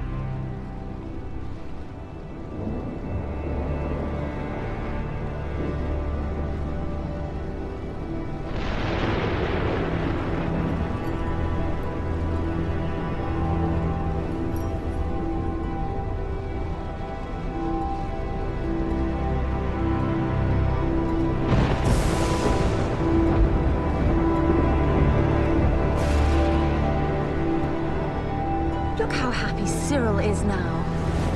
Hugo always works wonders. He is the most marvellous man. He seems very nice. I really can't imagine many would be as kind under the circumstances. What circumstances? Well, I had no idea I was pregnant when my husband died. So Hugo, as the nephew, stood to inherit. And when little Cyril popped out, that was it for Hugo's hopes.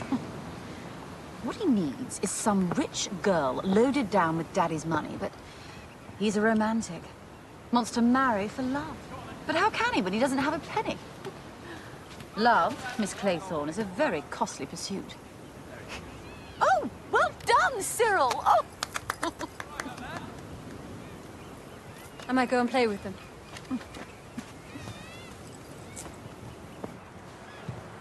Oh, hello. So we got some reinforcements, Cyril. Ready, old thing? Ready? I don't think Miss Claythorne can hit a ball. Girls can't hold you, though. Oh, we'll have to see. Oh, stop! Over here!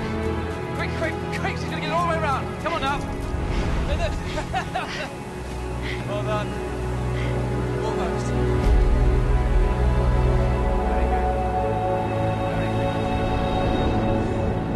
We can't just sit here doing nothing. What are we supposed to do?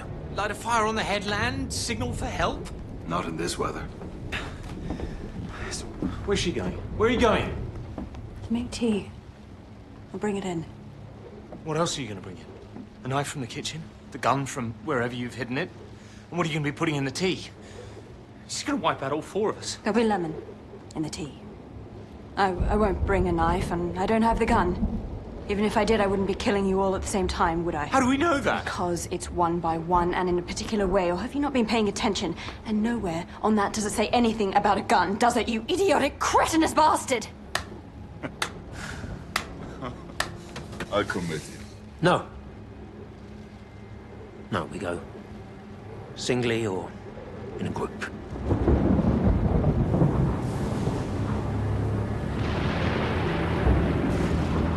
I hear you were one for the black square on the rope, Judge Walgrave. When it was appropriate, yes. And Tubbs here tells me you used to go and watch all the hangings you'd ordered. Is that true? You really want to stop calling me that? Is that true, Judge? I had the power to condemn men and women to death for their crimes. With great power comes great responsibility.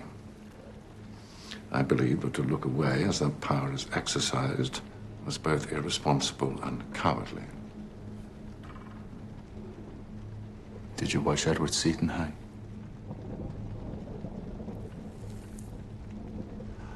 I remember Edward Seaton from the newspapers.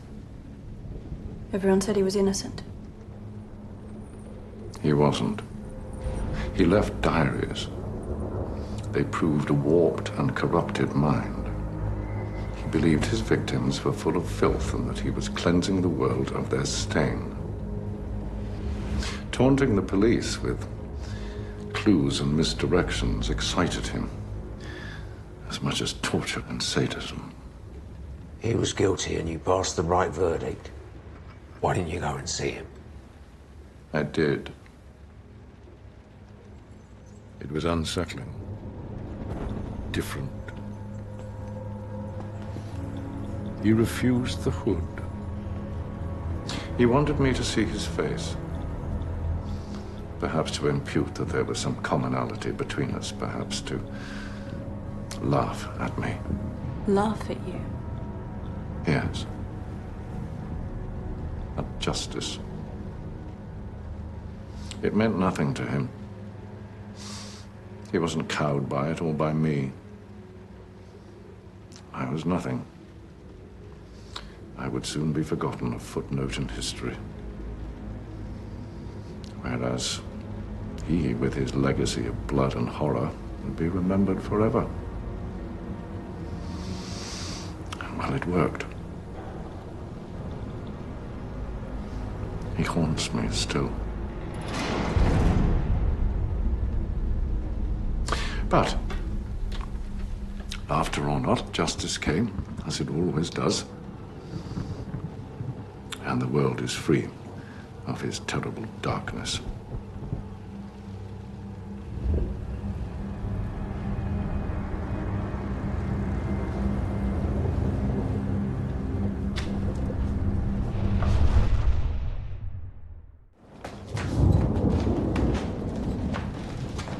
This is ridiculous. I mean, we can't just sit around doing nothing. Very well, Doctor. We sit singly or in a group. I'm going to read. I'm sorry, Dr. Armstrong, but your agitation tires me greatly.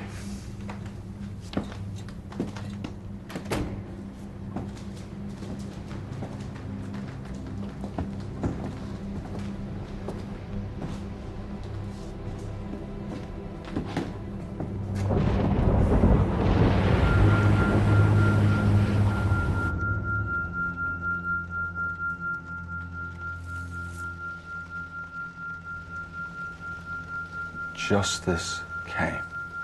The killer and Wargrave have in common cause the same thrill from handing out death. You took the piss when I said the judge. Yes, well, now I think differently.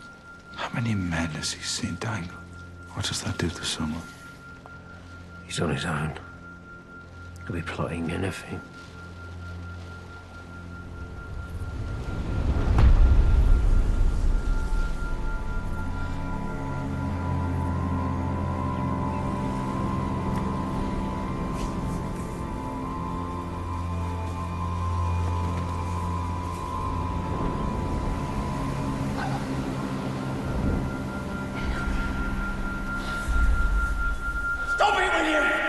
Stop it!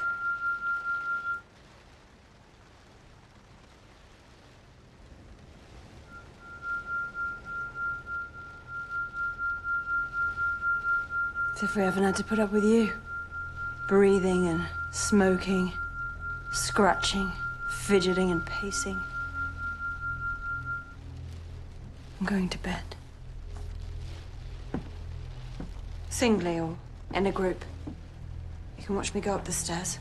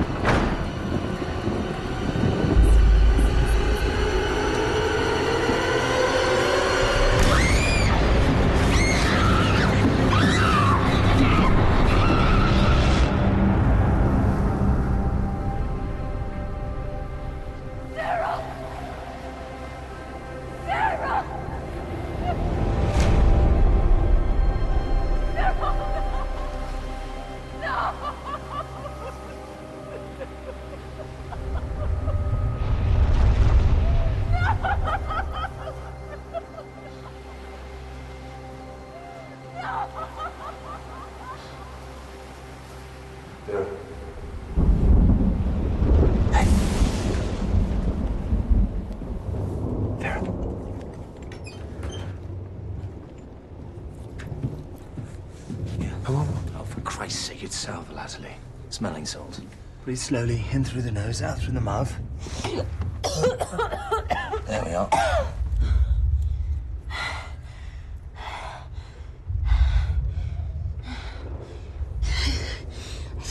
somebody in the room with me.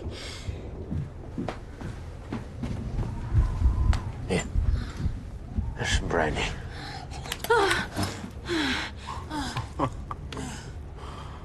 Good for you, Vera. What, you think I've done something to it? I'm going to go and fetch another bottle that hasn't been opened. I need some water. This brandy's all right. I haven't done anything to it. Brandy's good for shock, that's why I got it. He called her Vera. Lombard, that's the second time. There's something going on between them. Sealed and untampered with.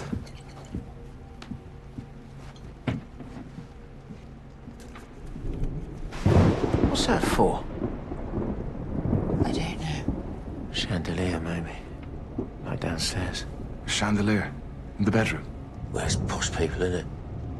They can put a chandelier anywhere. Put a chandelier in a pigsty if fancy took them.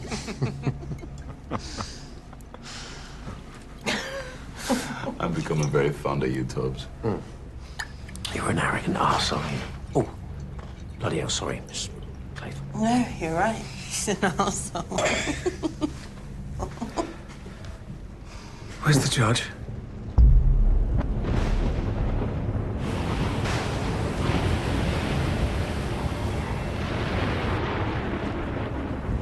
Jesus.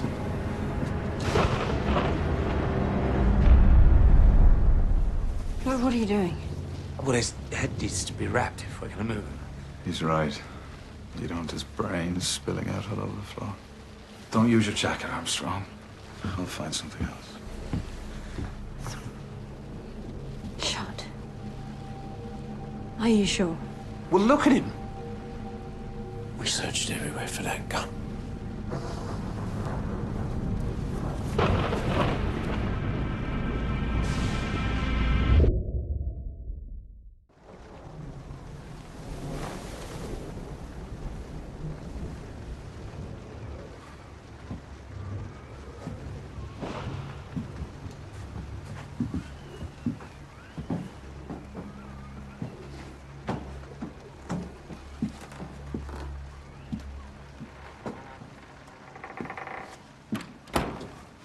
You went back downstairs to get the bottle. You went downstairs too, to get a glass of brandy. And you disappeared for a bit. To fetch my bag so that I could attend to Vera. We didn't need the shot. You could have muffled it with a cushion. Well, we'll have to take your word for it. I've never shot a man in the head. That's all your field of expertise. How would I have had the time to go downstairs, grab a bottle of brandy, quickly put a slug in Wargrave, making sure that nobody heard him, dress him up and make it back upstairs again? Tubbs here was away for longer. I'm not as quick on my feet as you. 5 little soldier boys going in for law. One got chancery and then there were 4. One by one. And in a particular way. And where's my gun? Bloody look at me. Or me.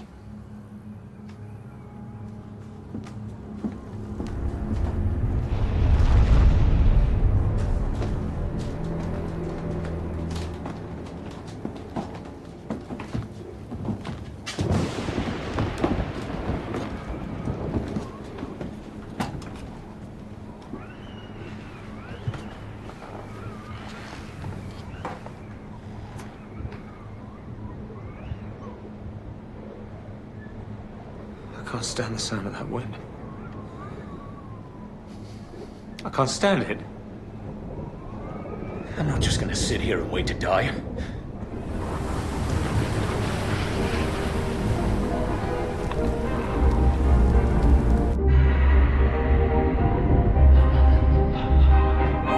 Bodies! Bodies! Bodies! Bodies! Bones! Blood! Skulls! Just this parade! This endless parade of shattered meat! Standing there, cutting off legs and arms and guts everywhere and bodies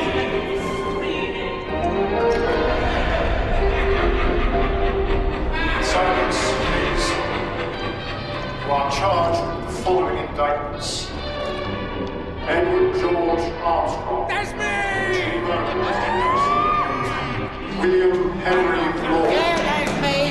You did murder James Stephen Barry. Well, Vera Elizabeth Clayton. the smell and the noise, the noise, the noise, the noise.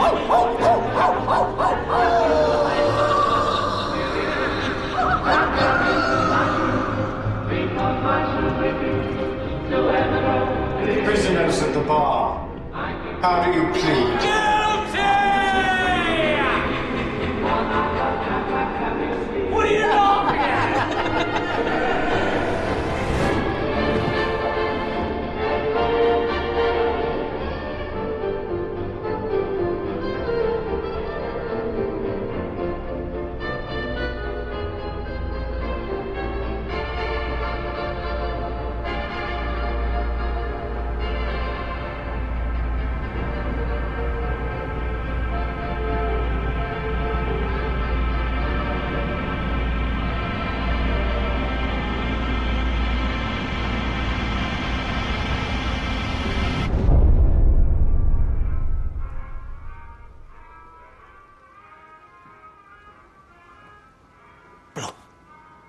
Watch them. Watch them. You stick with me, Vera. We're gonna get through this. I have no intention of getting killed. Death is for other people, not for us. You see? Look at them. Together. Perhaps it's them. Mr. and Mrs. Owen. Mr. Mr. Mr.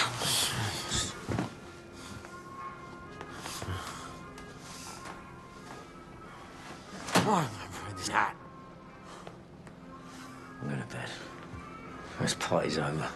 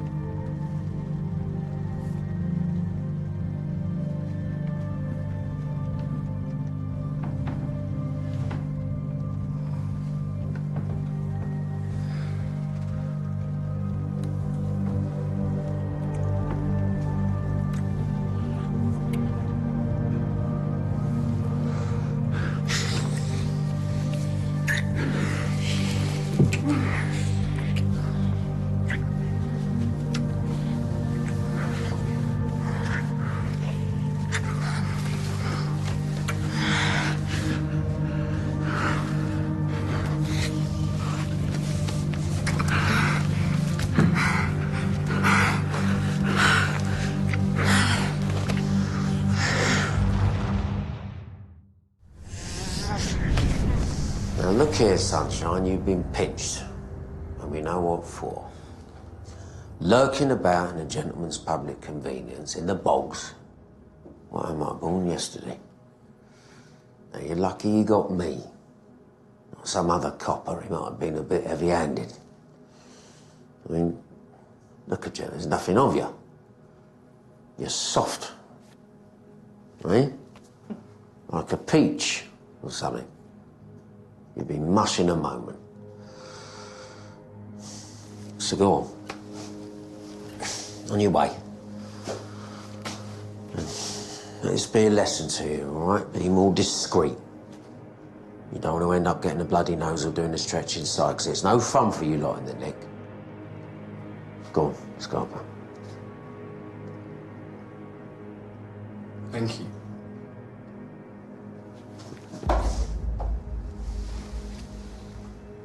That's what I should have done, innit? That's what I should have done. But I didn't.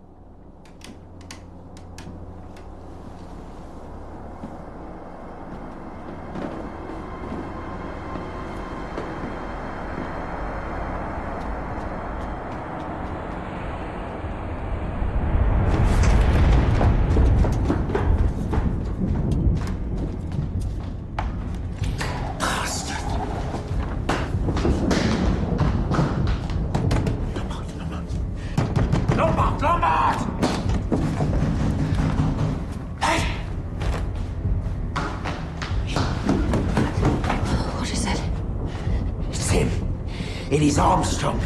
He's left the house, I saw him. Hey, lock your door, Vera, and put a chair against it.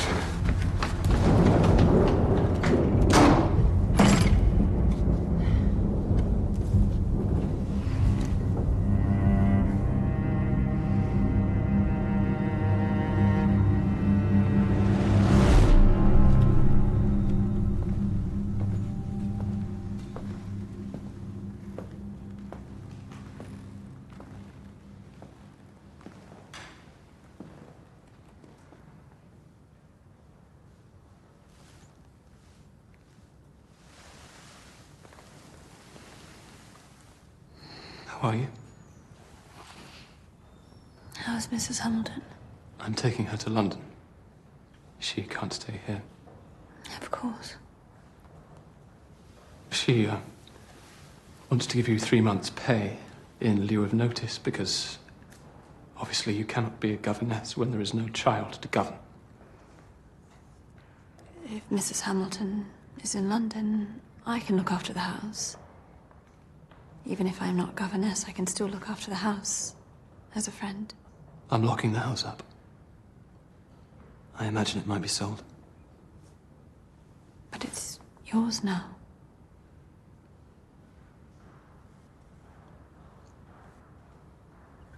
I will have to find somewhere to stay. I'll find a nice hotel. For when you come down, perhaps I'll find us a little cottage. I have to be with Olivia. She's really rather unwell. There will be an inquest. They want it to be quite soon, so you'll be needed. Of course. And you'll come down for that. I have to go. Poor little Cyril.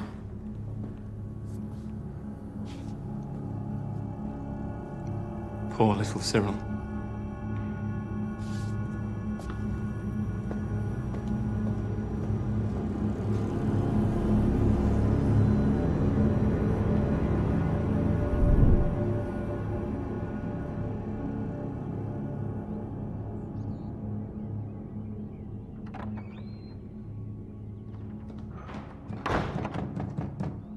Vera, it's us.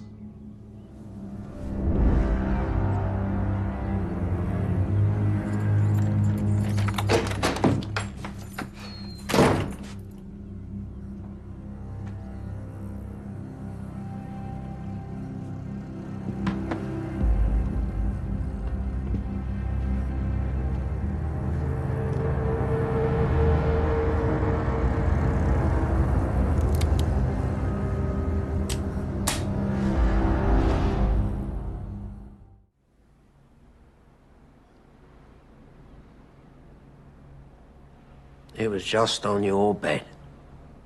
It was just on my bed. Well, how do I know you didn't plant it in there last night? Because if Philip had the gun before now, he would have taken it with you when you went after Armstrong, wouldn't he? Well, you could have crept out your room and planted it. There was no one round here to hear you. I had my door locked in case Armstrong came back. Armstrong's disappeared. Thin air. We split up when we went searching last night, didn't we? Yes, we did. Did you find him? You chuck him off the cliff? No, Tubbs, I didn't find him and chuck him off the cliff, did you? No! Red herring. What? 4 little soldier boys going out to sea. A red herring swallowed one, and then there were 3. Red herring. Armstrong's still alive. It's always you that works it out. Has been from the off, innit? Working it out. Armstrong said that and all. It's been a long night. You're letting the booze and the powder do the thinking for you, Tubbs. I told you to stop calling me that. Your first name's William, isn't it? Do you get Will or... Bill. I get Bill. Well, Bill. Whose idea was it to put music on? To get drunk so we'd all pass out and not hear anything? Armstrong. And who did you first suspect? Who did you get the scent on right from the off? Armstrong. Red herring. He's been playing us off each other from the start. And he's still alive because people don't just vanish. Not on an island this size. He's still alive.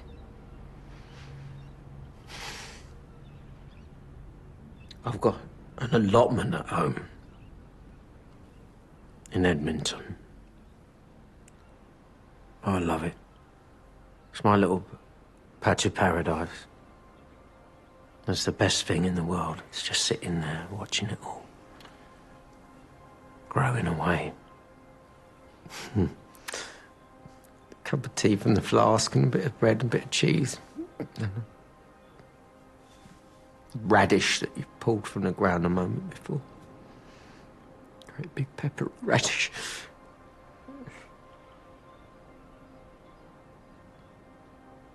Simple things.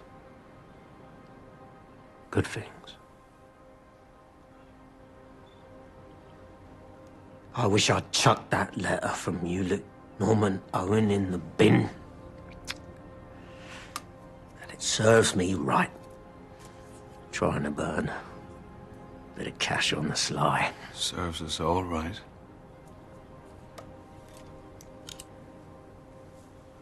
Are we dead already? What? Perhaps we're dead already. And we just don't realise it. And this is hell. We're in hell. And we're being punished for what we've done. Because I did kill him. Landor. I stomped him till he was pulp. His own mother couldn't see him. Couldn't say goodbye. I murdered him, all right. He was helpless. And I didn't stop. Must have been so frightened.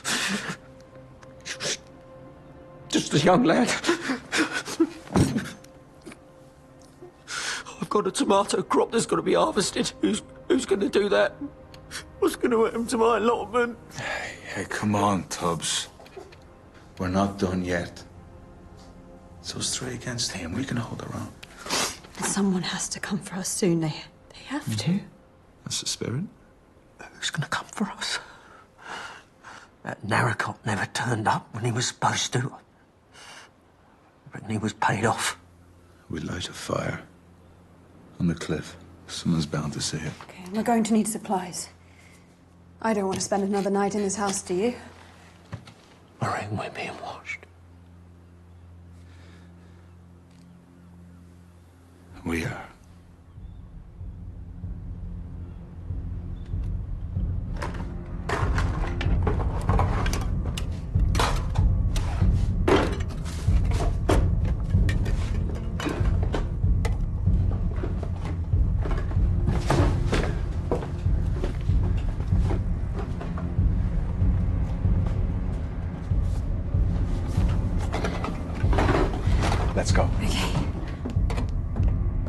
Come on, Tubbs, let's go.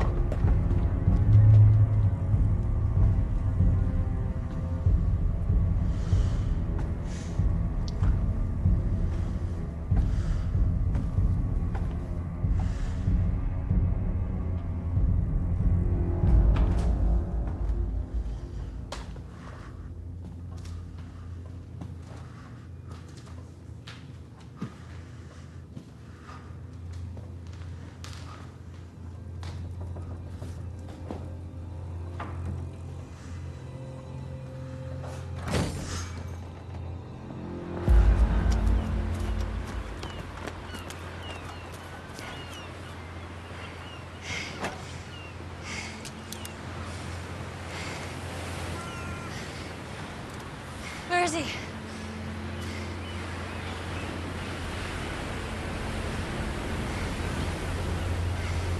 Stay here. Don't follow me.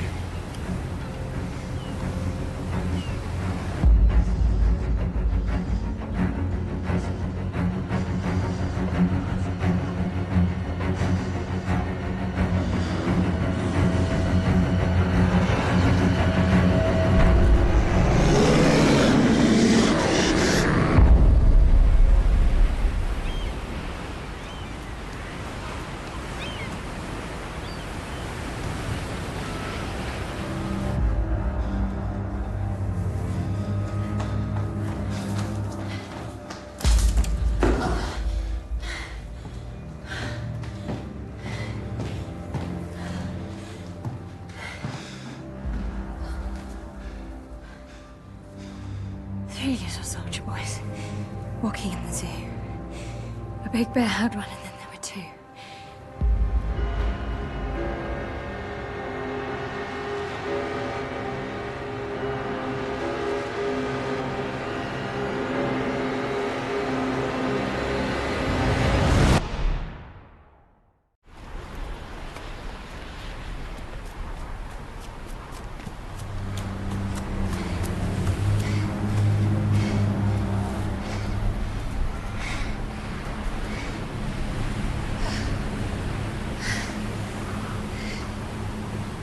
The tide's changing. Philip. Philip. There's something down there.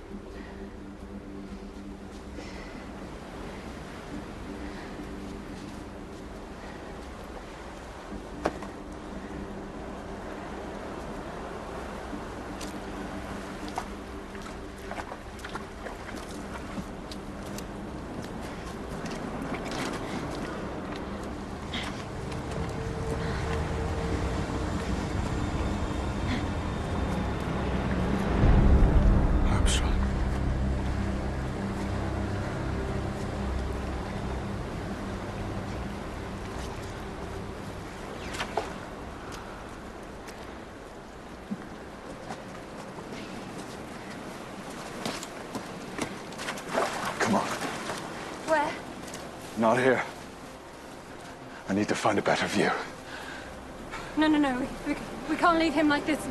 It's not right. We can't leave him. Yes, we can. No, when the boat comes, Philip, they'll see him like this, and we haven't done the decent, the right thing. Hold a look for us. Please. Please.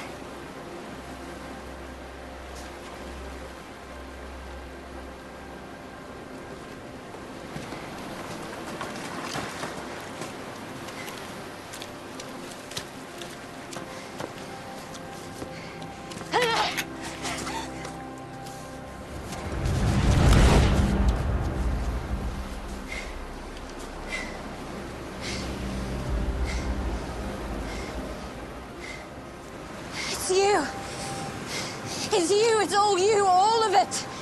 Give me the gun. You're going to kill me. No. No. I'm not going to kill you, Vera. But there's somebody else on this island. Oh, there's no one else! There's somebody on this island, and they're going to kill us both if you don't give me that gun. There's no one else! You've killed them all! Listen to me, we're being hunted! Right now we're being hunted!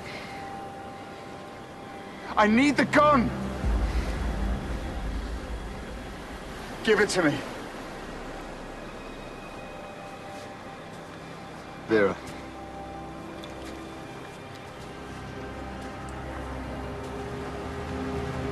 Give me the gun. Give me the gun, Vera.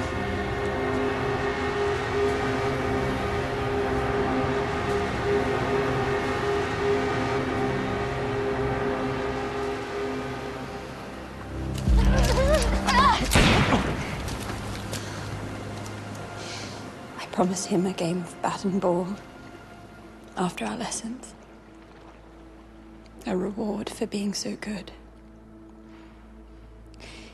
He wanted to swim. He always wanted to swim.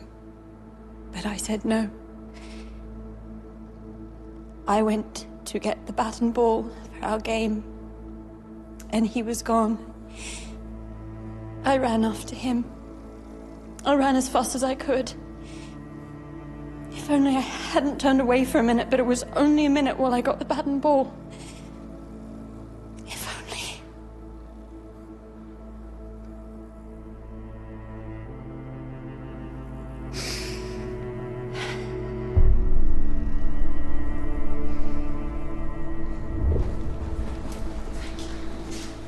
Thank you for trying to save him. Oh, God. Oh, God.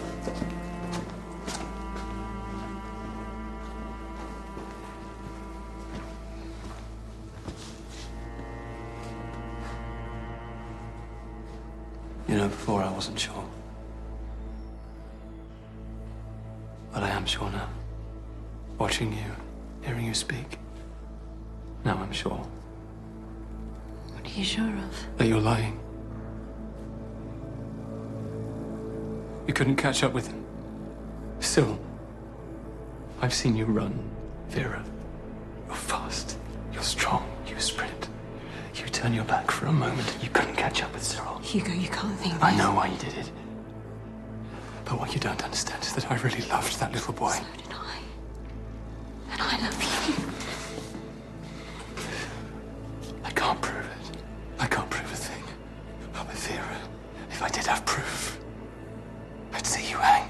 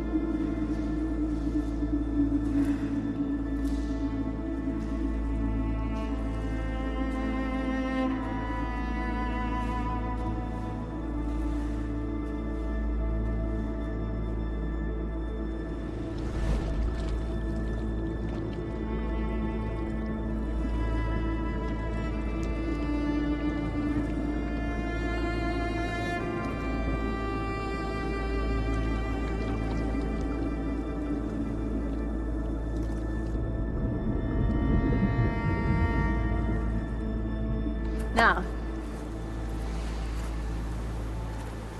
you're strong enough to swim to that rock, aren't you?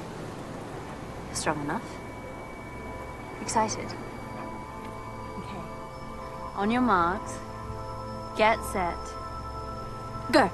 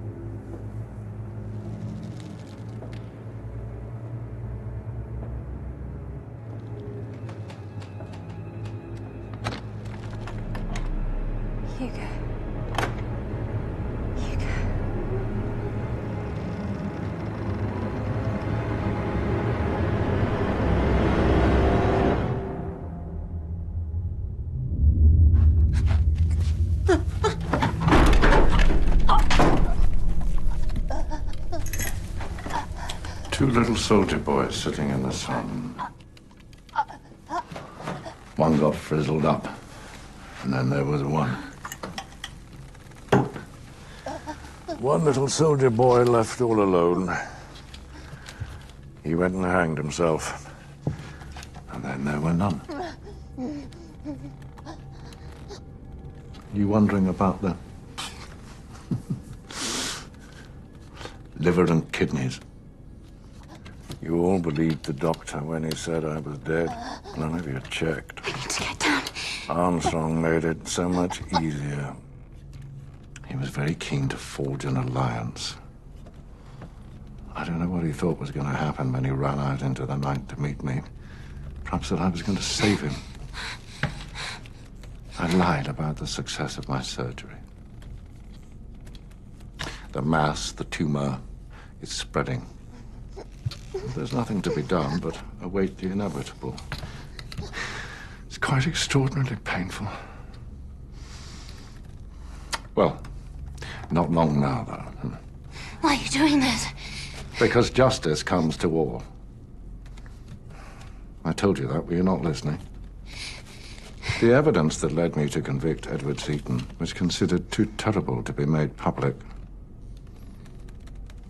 It was the stuff of nightmares. Really.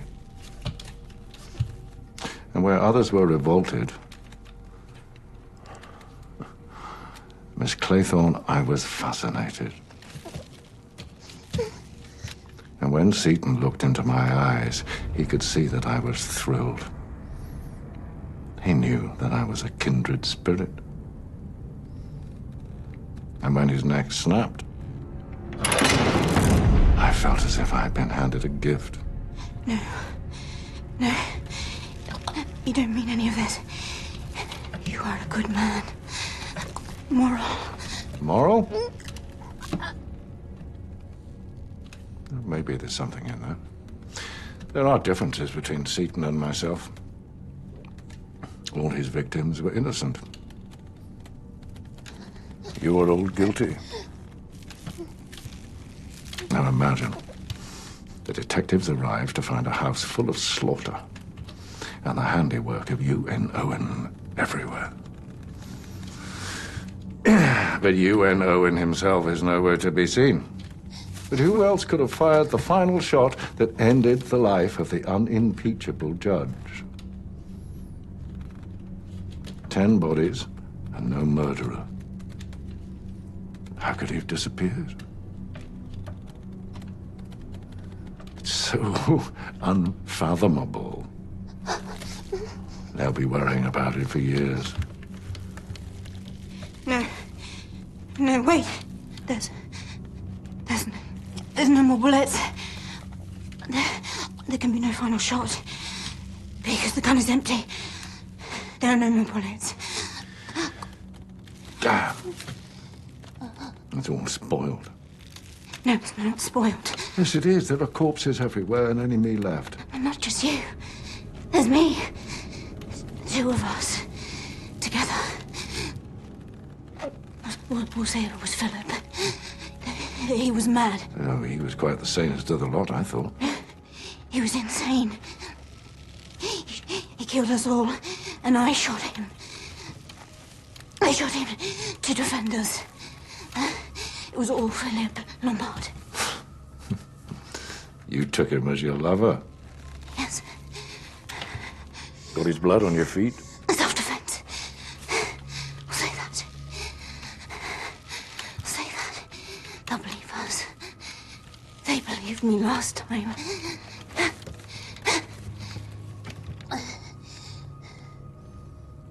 What a beguiling woman you are, Miss Claythorne. Vera. Quite my favorite, really. There's no final bullet, Judge. But I can save us both. I'll keep your secret. And I'll save us both. Just let me down. Please.